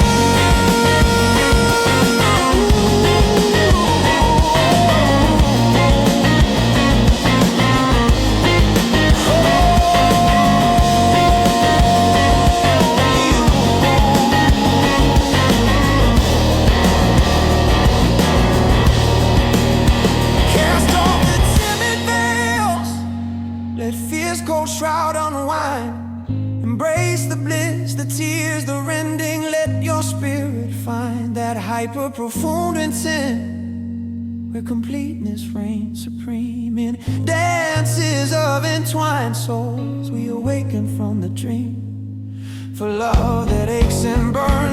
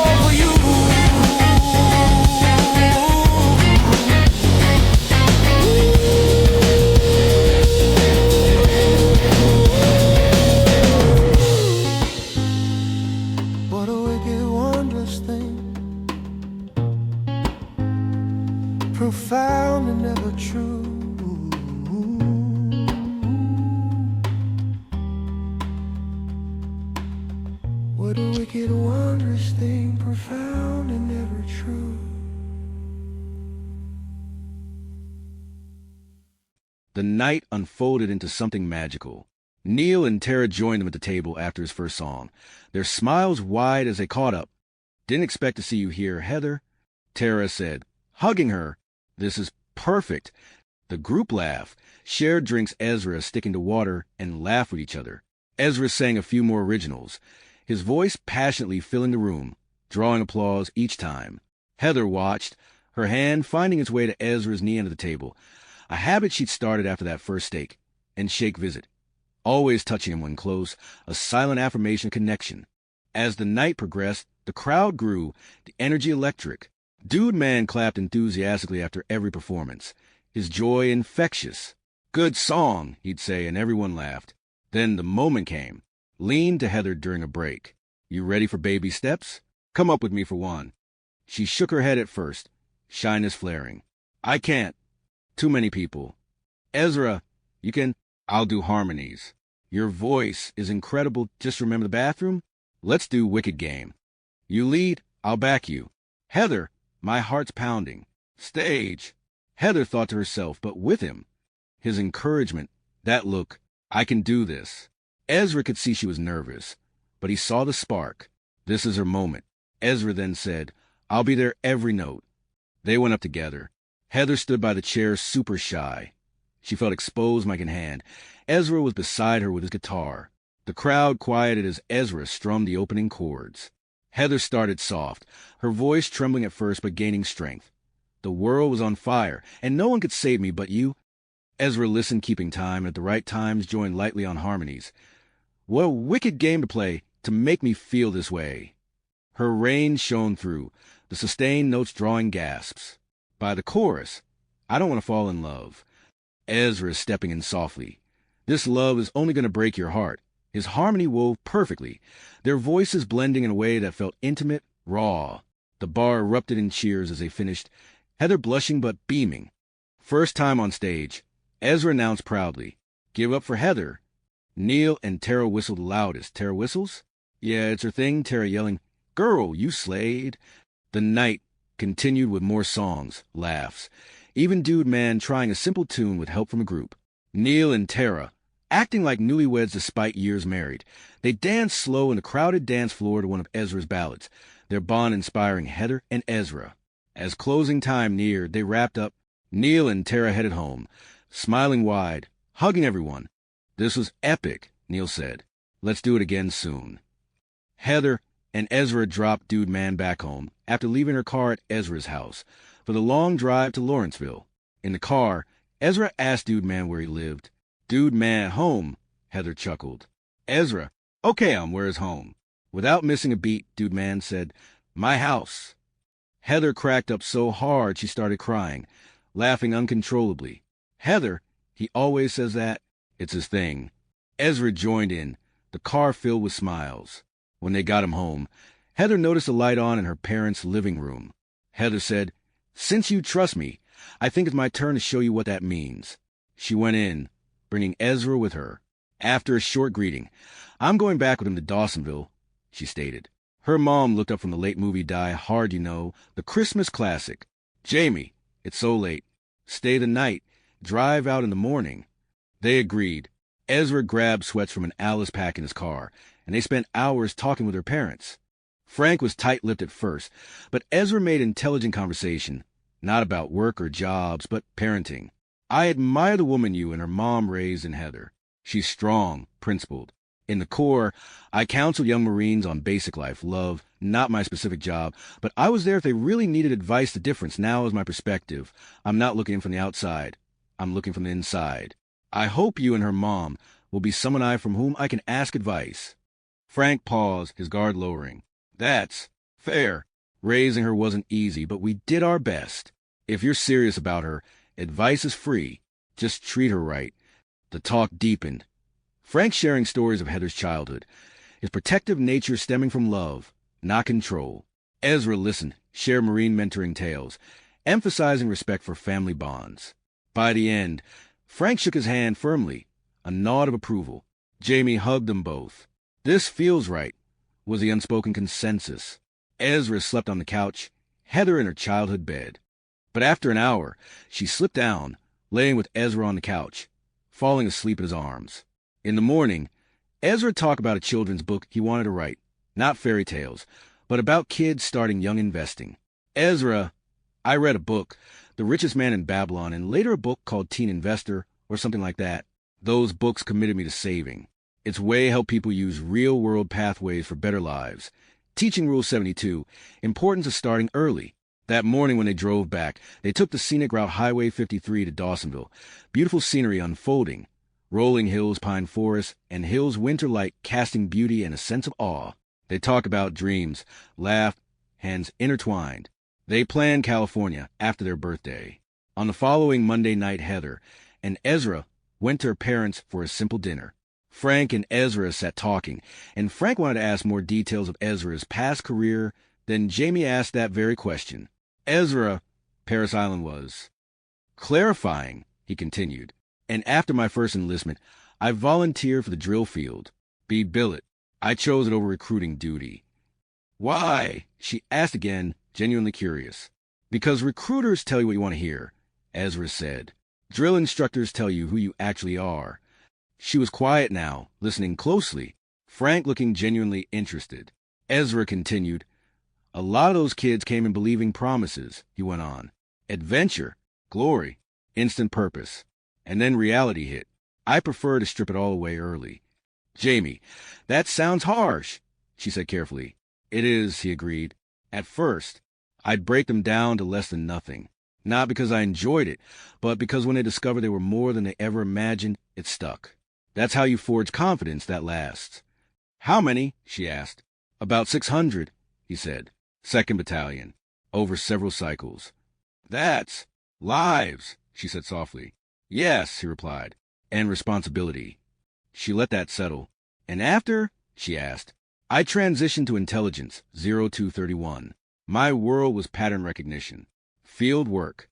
Afghanistan, 2011-2013. Hellman, she guessed. Yes, but Kandahar mostly, he said. I was wounded. By shrapnel.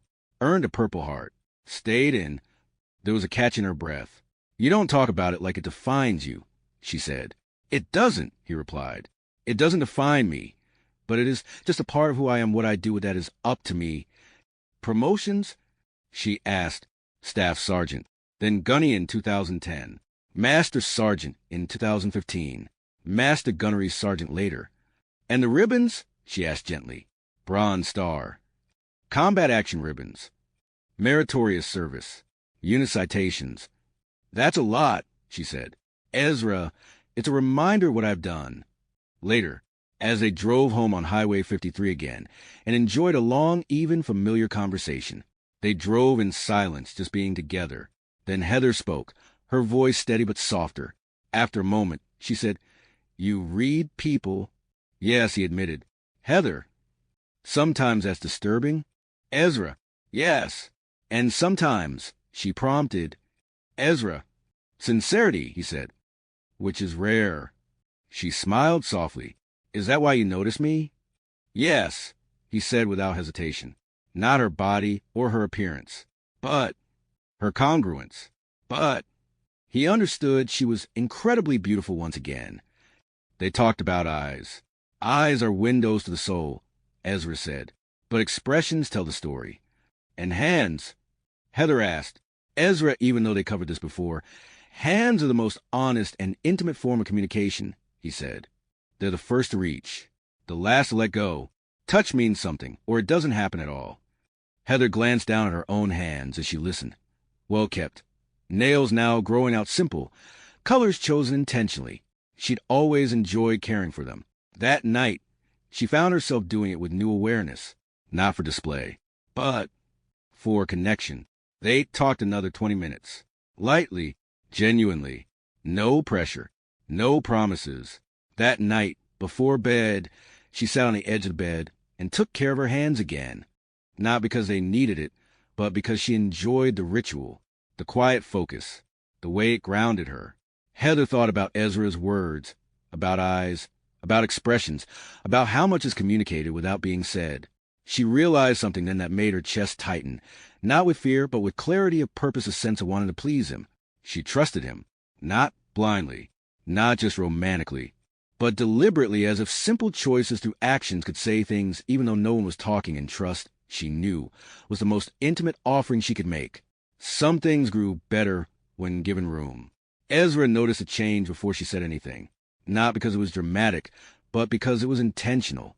When Heather walked toward him one afternoon, the first thing that registered wasn't clothing or posture. It was the way her eyes held the light. Differently, not louder, not exaggerated, just deliberate. Her eyeliner was precise, clean lines that framed instead of shouted. Mascara darkened her lashes just enough to give her gaze weight. A soft gradient of shadow followed the natural shape of her eyes, subtle but confident, like it had been practiced once upon a time and remembered carefully. She looked resolved, not dressed for him in the way people sometimes perform attraction, but dressed with intention, as if she had chosen to reintroduce a part of herself she'd set aside. Ezra didn't comment right away. That wasn't how he worked. And then she paused. "You noticed," she said. It wasn't a question. Ezra nodded once. "Yes, I noticed." She smiled, not shy, not self-conscious. Thoughtful. "I haven't done my makeup like this in a long time," she said. He waited. She looked down briefly, then back up, meeting his eyes without flinching. Blue-gray steady against blue-gray. "I used to," she continued. "Not for attention. For expression. It was how I felt. Aligned. Put together in a way that felt honest." "What changed?" he asked gently. She exhaled slowly. "People did." He didn't interrupt. "When I was younger," she said, "my faith was often misunderstood, sometimes resented. I wasn't naive about it. But I didn't expect how vindictive some people could be when they realized I wasn't interested in crossing certain boundaries." She smiled faintly.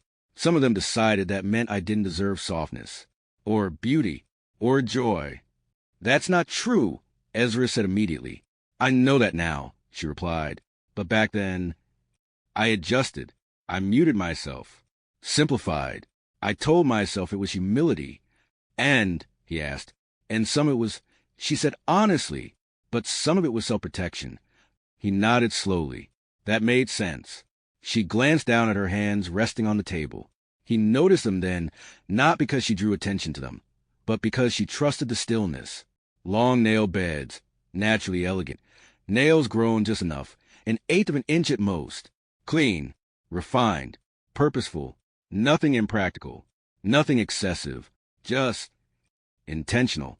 "I didn't stop liking beauty," she continued. "I just stopped sharing it." She looked up at me again, and somewhere along the way, that became habit. He didn't rush to fill the silence. Then she said something that caught him off guard, not because it was dramatic, but because it was sincere. "I want to thank you." "For what?" Ezra asked. "For giving me a reason to make conscious choices for someone else again," she said. "Not out of obligation, out of desire." That landed deeper than she probably intended. "You didn't ask me to change," she added quickly. "You didn't even hint. You just showed up honestly. And that made it feel safe to show up honestly, too." He felt something. Quiet, heavy, real. "I appreciate your honesty," he said. "And I appreciate the effort. Not because of how it looks, but because of what it means." She smiled softly. "That's exactly why I did it." They sat there for a moment, the kind of moment that doesn't need narration. She realized then that attraction had shifted. It wasn't just awareness anymore. It was investment. And what surprised her most, what humbled her, was how her actions were shaping her own feelings in return. Not chasing, not escalating, rewarding.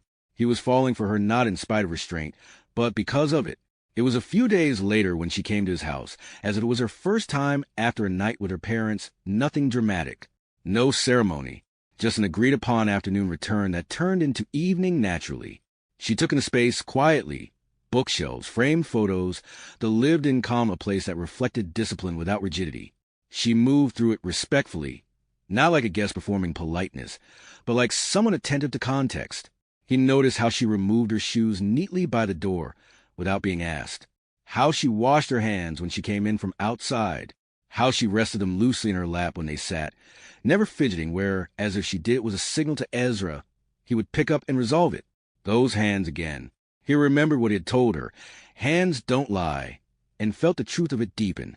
She noticed him noticing, not in a self-conscious way, in a connected way, remembering his words that hands were the most intimate form of communication.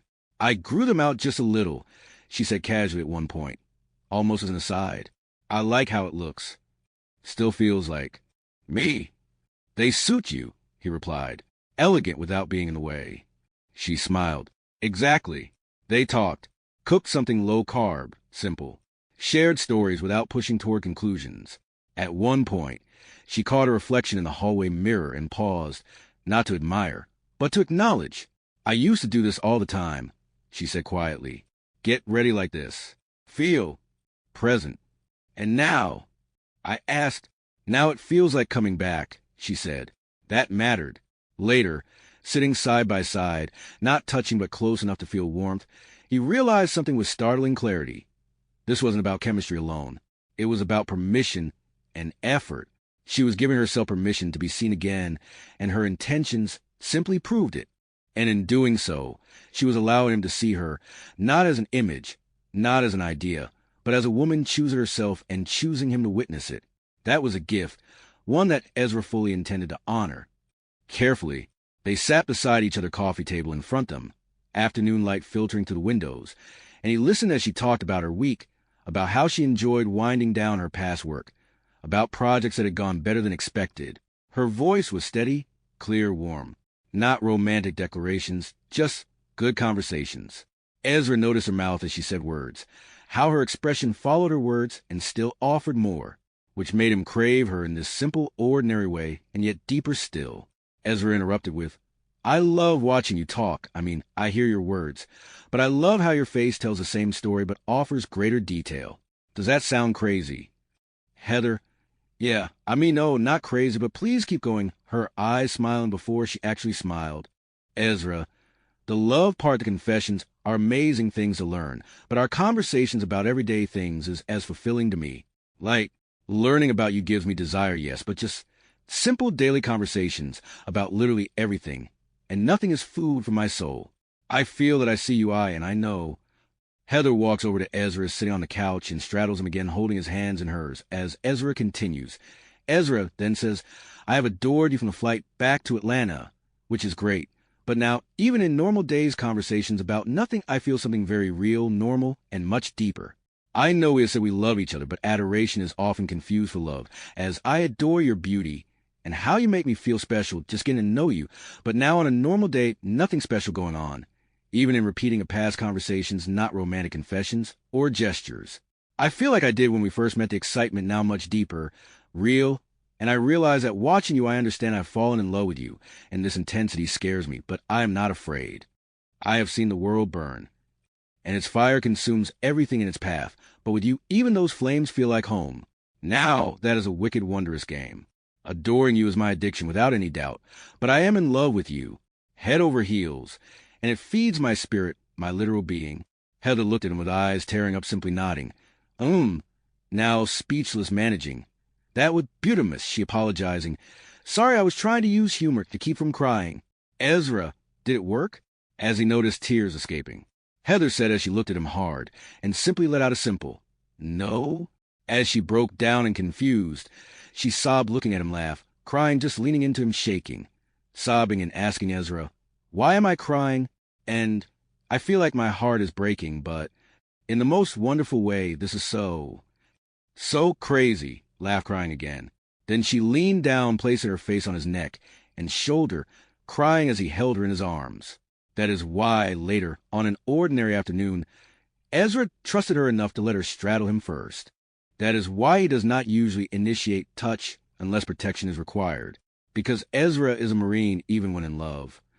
And now he remembers a quote. There's no such thing as a former Marine.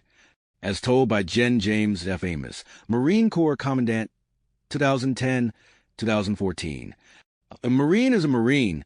I set that policy 2 weeks ago. There's no such thing as a former Marine. You're a Marine, just in a different uniform, and you're in a different phase of your life. But you'll always be a Marine because you went to Paris Island, San Diego, or the hills of Quantico. There's no such thing as a former Marine. Semper Fidelis is not just loyalty to Corps. It is discipline, restraint, observation, and action only when action is required. So when Ezra reaches for her first, it is never about taking. It is about shielding, crossing a parking lot, entering an unfamiliar space, a gut feeling sharpened by years of survival. And when he does, he kisses her hand or her, not to claim her, but to say, "Thank you for trusting me. Now trust me back." Heather never sees those moments as being diminished. She sees them as elevation. She lifts him higher in those moments, speaking of him with respect to others, reinforcing his leadership not by shrinking herself, but by standing proudly beside him.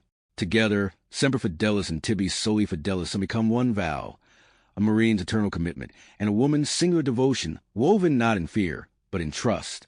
That is why her heart felt like it was breaking in the most wonderful way, because it wasn't breaking. It was finally being held. Just a short while later, in a heated Facebook thread, where shadows of the past lurked in the form of pointed questions, one ex couldn't resist a jab. "How do you stay so loyal? He's older and busy with whatever it is he does. Doesn't that wear you down?" With grace and fire in her words, Heather typed back, her response a testament to the depth of her intelligence and commitment. Loyalty isn't a burden. It's a choice that blooms into something extraordinary. Think of uplifting a partner like an unused muscle, neglected at first, perhaps a bit awkward, but with every act of encouragement, every word of affirmation, it grows stronger, more resilient, until it becomes a very core of your strength. Boundaries are essential. Yes, they protect the sacred space we built. Tibi Soli Fidelis sum. I am loyal to him alone. And that fidelity isn't a chain. It's a liberation. It feels wonderful, like sunlight breaking through storm clouds, warming every corner of my soul. But let me go deeper. Once you get used to lifting up the person you love and making a part of your daily life, it becomes the best feeling I can think of. It's not just about words. It's about weaving positivity into the fabric of your shared lives and souls. In those quiet moments, when doubt whispers from the sidelines, choosing to lift them up instead of tearing down creates a bond that's unbreakable, a joy that's intoxicating. It's like discovering a hidden well of energy within yourself, one that replenishes both of you endlessly. Why settle for anything less than this elevation that brings such profound fulfillment? Then she says, "That's how." Later, at a local business dinner, as an ex from years ago's hushed whisper rippled through the air like an unwelcome ripple in still water, Heather didn't hesitate. She raised her glass, her voice steady and resonant, cutting through the murmur. "I love him with all my heart. There are no negative words, no room for shadows in this light we've kindled. Uplift, don't tear down. That's the mantra that guides us. And trust me, the more you practice it, the more it becomes second nature, a euphoric high that no fleeting jealousy could ever touch." The room fell silent, her passion, a gentle force that reshaped the atmosphere, turning potential discord into a shared moment of admiration. Over the next few weeks, Ezra and Heather focused on her voice and creating songs based on their conversations, creating specific layers and merging them together, creating amazing music they both hoped everyone would really enjoy. Heather always knew she could sing, but with her increased endurance from daily physical training paired with her genuine desire to please Ezra, her talent flourished. 2 weeks later on a Saturday night, they went to the karaoke bar. Met Neil and Tara. As always now, Heather simply ordered ice water, just like Ezra does. Heather went up on stage with Ezra. Ezra took the mic and announced, "Heather and I have worked on a few songs for you good folks, and although she is a bit nervous, I feel you all will enjoy her efforts in facing her shyness fears. I know she is not shy with people, but up here is a challenge for her. So it'll start off with one of my more personal stuff. Well, all of my songs are actually very personal, so now, less talking, more singing."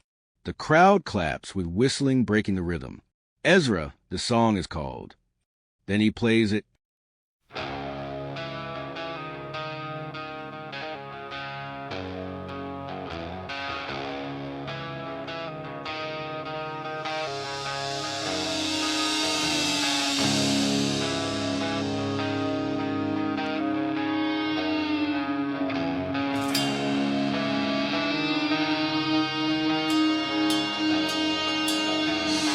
The flames consumed everything, only you could pull me through.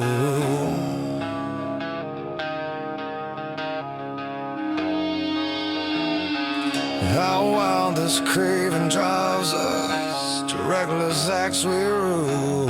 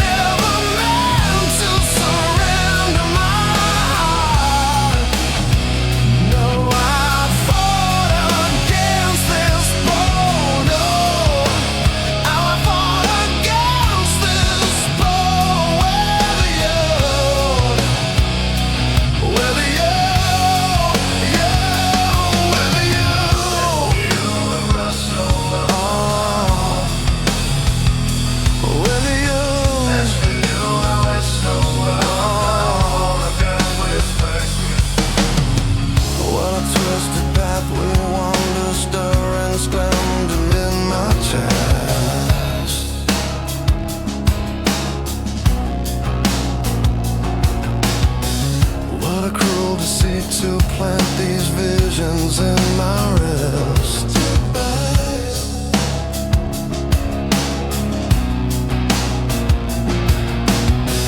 What a harsh confession, claiming you feel nothing at all. Oh.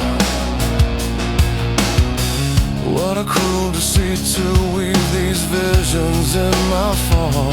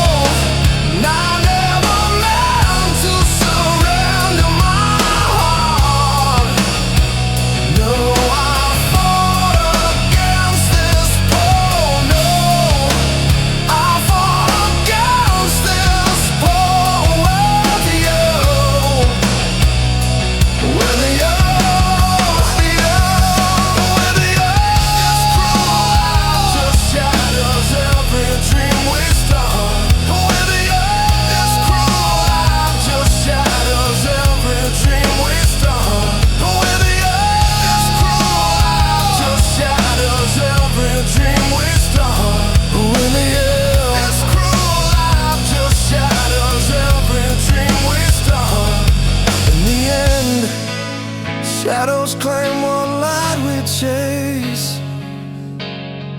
No one truly holds another in this empty space. We're ghosts in the fire, aching for a sign, fading into nothing with no hearts alive. Like shattered vows echoing through the veil.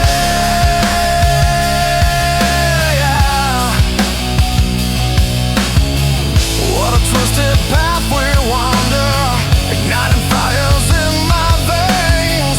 No, I fought against this pull that chains. Say, oh, this cruel life just shatters every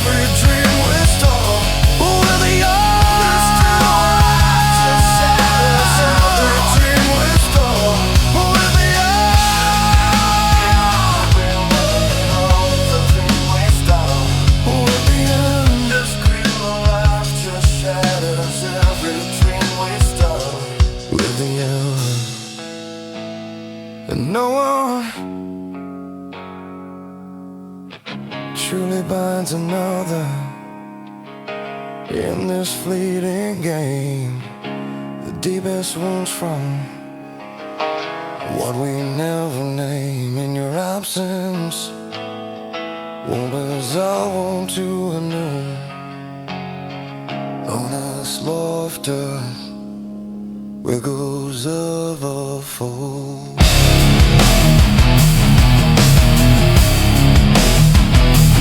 Whether you're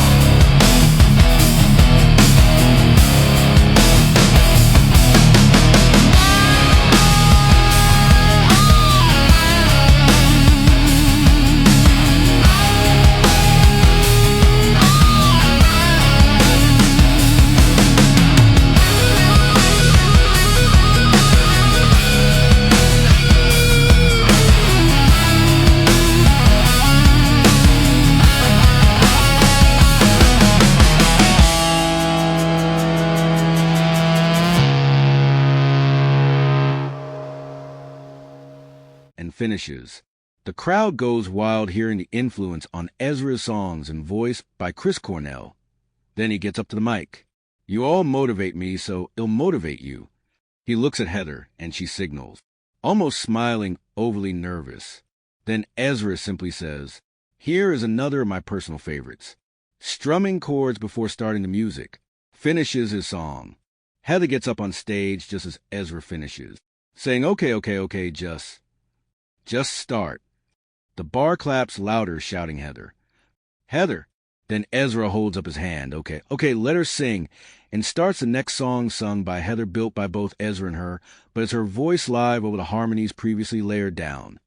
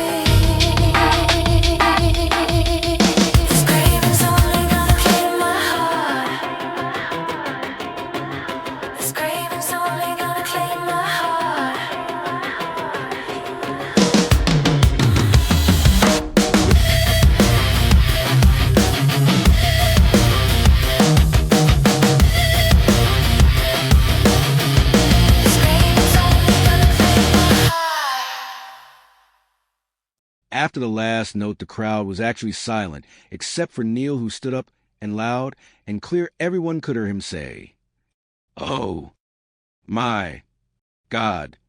Then the place erupted, stating off with loud whistles the rabid cheering. It was an overly surreal experience. Heather fully coming out of her shell, vocals blossoming. Eventually, January 16th arrived on a Friday. Ezra and Heather, after daily morning runs and her continuous physical and cardio improvements, they got up early to get to her parents' house.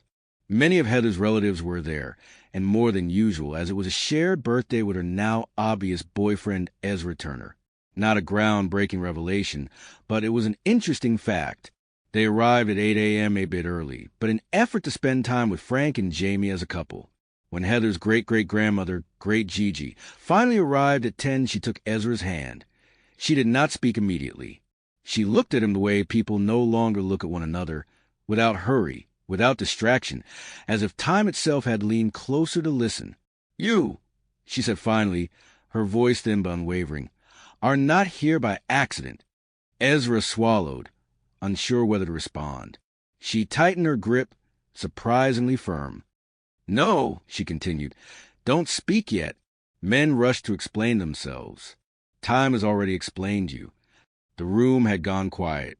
Heather stood a few feet away, watching, sensing that something older than the moment was unfolding. The old woman turned her gaze toward Heather then, not softly, but deliberately. "Come closer, child." Heather knelt beside Ezra, her hand resting instinctively on his arm, then sliding down, grasping his hand, as she always did. Her great-great-grandmother studied her face for a long time. "You've been patient," she said. "That kind of patience doesn't come from fear. It comes from knowing your own worth." Heather's breath caught.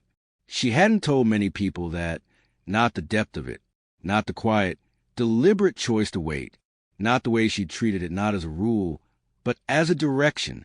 "I've lived long enough," the old woman continued, "to watch women abandon themselves for moments, and others build whole lives by waiting for the right alignment. You're the second kind." Heather's eyes filled. "Sometimes," she admitted softly, "people make it sound outdated or naive." The great-great-grandmother gave a small, dry laugh. "Child, anything that requires discipline is always mocked by those who lack it." She shifted slightly, her voice lowering. "Your great-grandmother, my daughter, she was not religious, didn't bow to churches or creeds, but she understood something most people miss." Heather leaned closer. She believed faith wasn't about answers. It was about orientation. A way to walk straight, even when no one was watching. A compass, not a cage. Heather nodded slowly, absorbing every word. "She used to say," the old woman went on, "I don't need heaven promised to me. I need to know I lived in a way I'd respect if no one ever judged me." Ezra felt something settle in his chest, solid, immovable. Heather's great-great-grandmother turned back to him then. "You," she said, "will never need to pressure this woman. And you won't want to, because what she guards is not fear. It's intention born of loyalty to herself and those she loves." Ezra finally spoke. His voice was steady. "I don't want to be the man who rushes what deserves reverence." The old woman smiled. "Good. Then you are already ahead of most men twice your age." She reached up and touched Heather's cheek. "Waiting does not make love smaller," she said gently. "It makes it specific. It makes it chosen. And when you finally give yourself, you won't wonder who you gave yourself to." Heather whispered, "That's what I've always felt. I just didn't know how to say it." The great-great-grandmother nodded. "You didn't need words. You needed confirmation." Across the room, Ezra's mother, Heather, had been watching intently.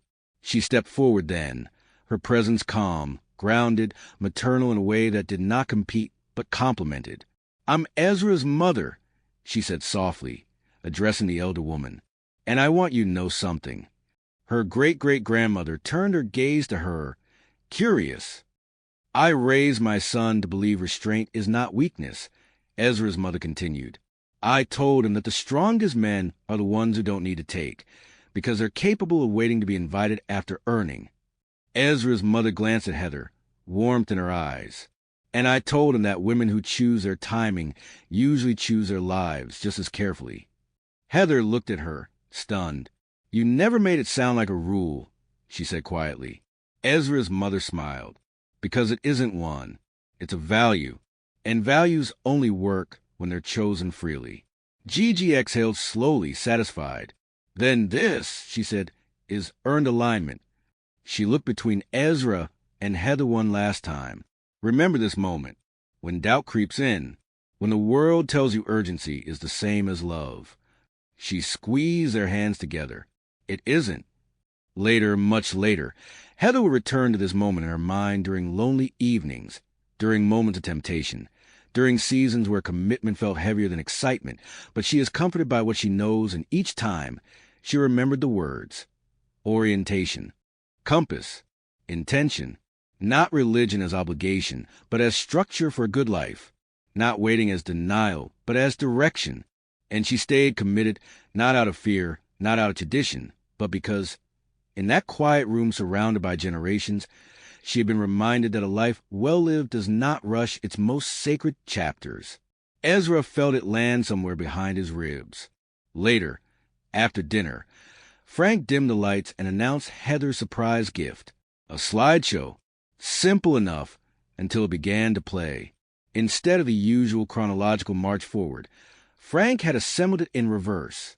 Heather as she was now, then younger, then college, high school, braces, scraped knees, first piano recital, toddler curls, and finally, the room grew very quiet. The last images were hospital photos, a neonatal window, a newborn Heather, impossibly small, and then one photo Frank hadn't known how to explain when he found it years ago. Ezra, standing in the hospital that night, exhausted, grieving something he had never fully named, wearing his old Superman shirt, not looking at the camera, looking through the glass, smiling, softly, involuntarily, at a newborn he did not yet know. Ezra felt the realization lock into place all at once. Lisa's death. That was why he had been there. That was why the smile had happened despite the loss. As if Lisa in some way gave her blessing long ago without him being able to understand why he smiled. He just felt a sense of guilty permission clouded by his youthful devotion to her. That was why her great-great-grandmother had looked at him the way she had. The room stayed silent, not because people were confused, but because everyone felt it. Not fate in a theatrical sense. Something quieter, older, like a thread that had always existed and had simply revealed itself. Heather turned toward him, eyes wet, breath unsteady, mouth opening and closing in silence, understanding that Ezra had been with her from her first day on this earth and vowed to remain by his side till her days would end. Ezra didn't need to explain, as at this moment, he was also at a loss for words. Frank didn't need to say a word, and her great-great-grandmother, watching from her chair, closed her eyes and nodded once more, as if a long-held account had finally balanced. That night didn't create their bond. It proved it had already been there. After a 6-hour birthday marathon, Ezra and Heather with their heads still swimming drove back to Ezra's house, and Ezra called Neil. Neil asked if they were on for karaoke bar for the night, and Ezra confirmed yes. Ezra's heart still pounded, as he knew what he had planned since they left Heather's parent house. At the bar, Ezra wore black slacks, white shirt, and his new tie. Heather wore a black sweater dress again, but this one was more open in the front. Ezra sang 2 songs, one was a secret, and was very different. Ezra had worked on them all week in his home studio, recording tracks to make complete sound with drummed guitar and bass minus his final voice track. He did this while Heather spent time shopping for his birthday present. Ezra's played his first new song influenced most by Chris Cornell.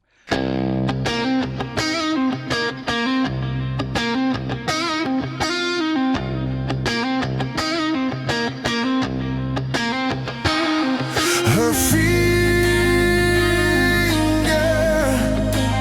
speaking silence, lines trace the story I forgot. The room dissolves in a bare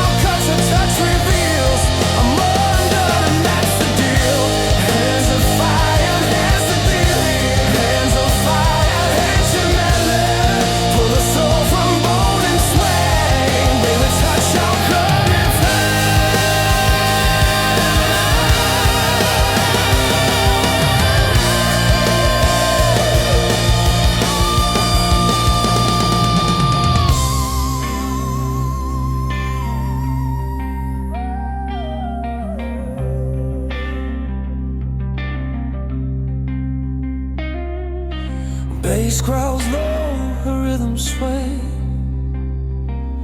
The world spins slow inside her gaze. I'm faithless clay in sacred hands. She builds me up and lets me stand. Oh, guitar bands clashed and merge on beat 12, like time itself, forgiving hell.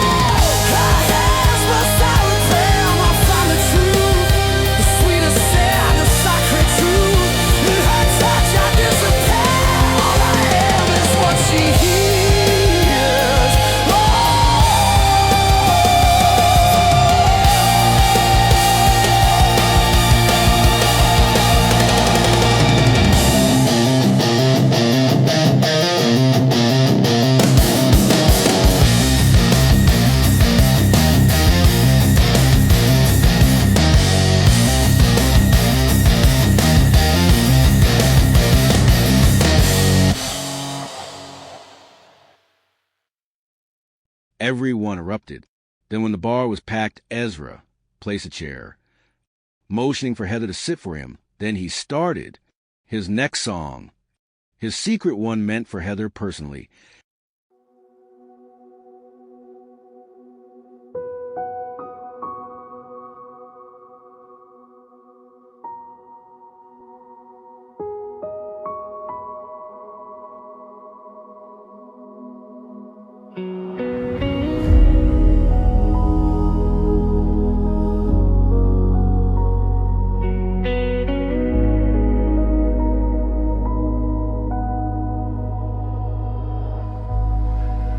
She walks like thunder, soft in silk and stone.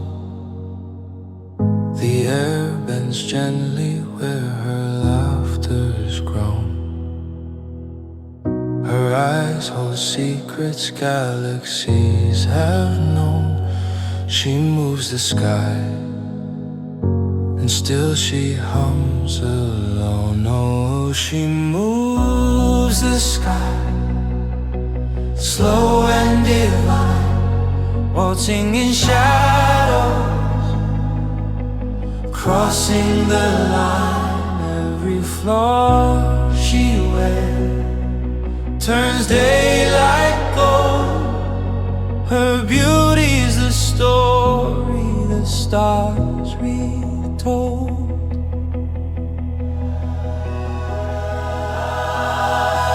Her hair a tempest, wild and unconfined.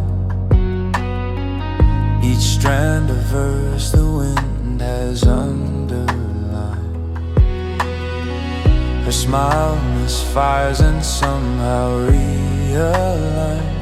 A spark misplaced, yet perfectly designed. The beat goes sideways under her sway. She laughs in syncopated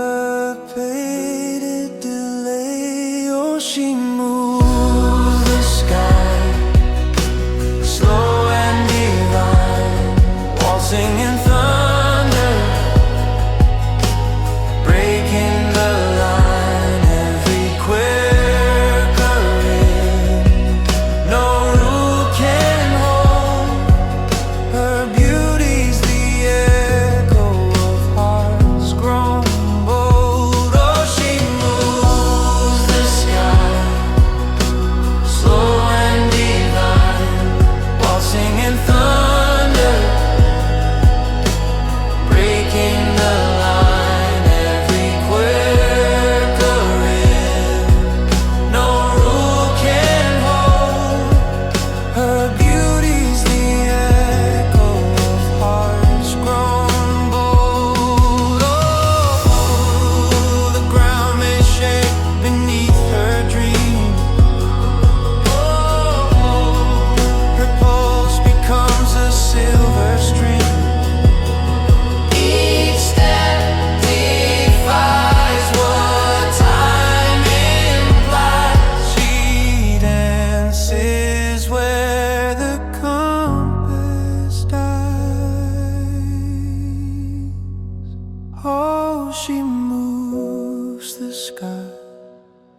and the world forgets the rules, the clocks, the silhouettes. Every flaw she owns makes the heavens sigh. She's chaos and grace, that's why she flies.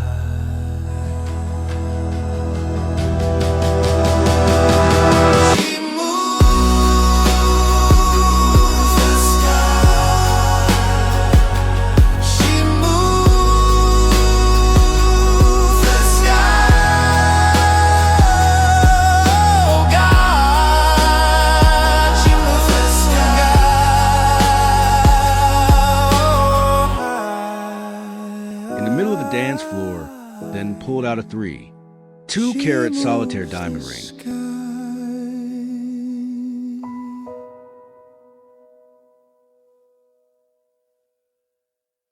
He had kept it hidden until the end of song.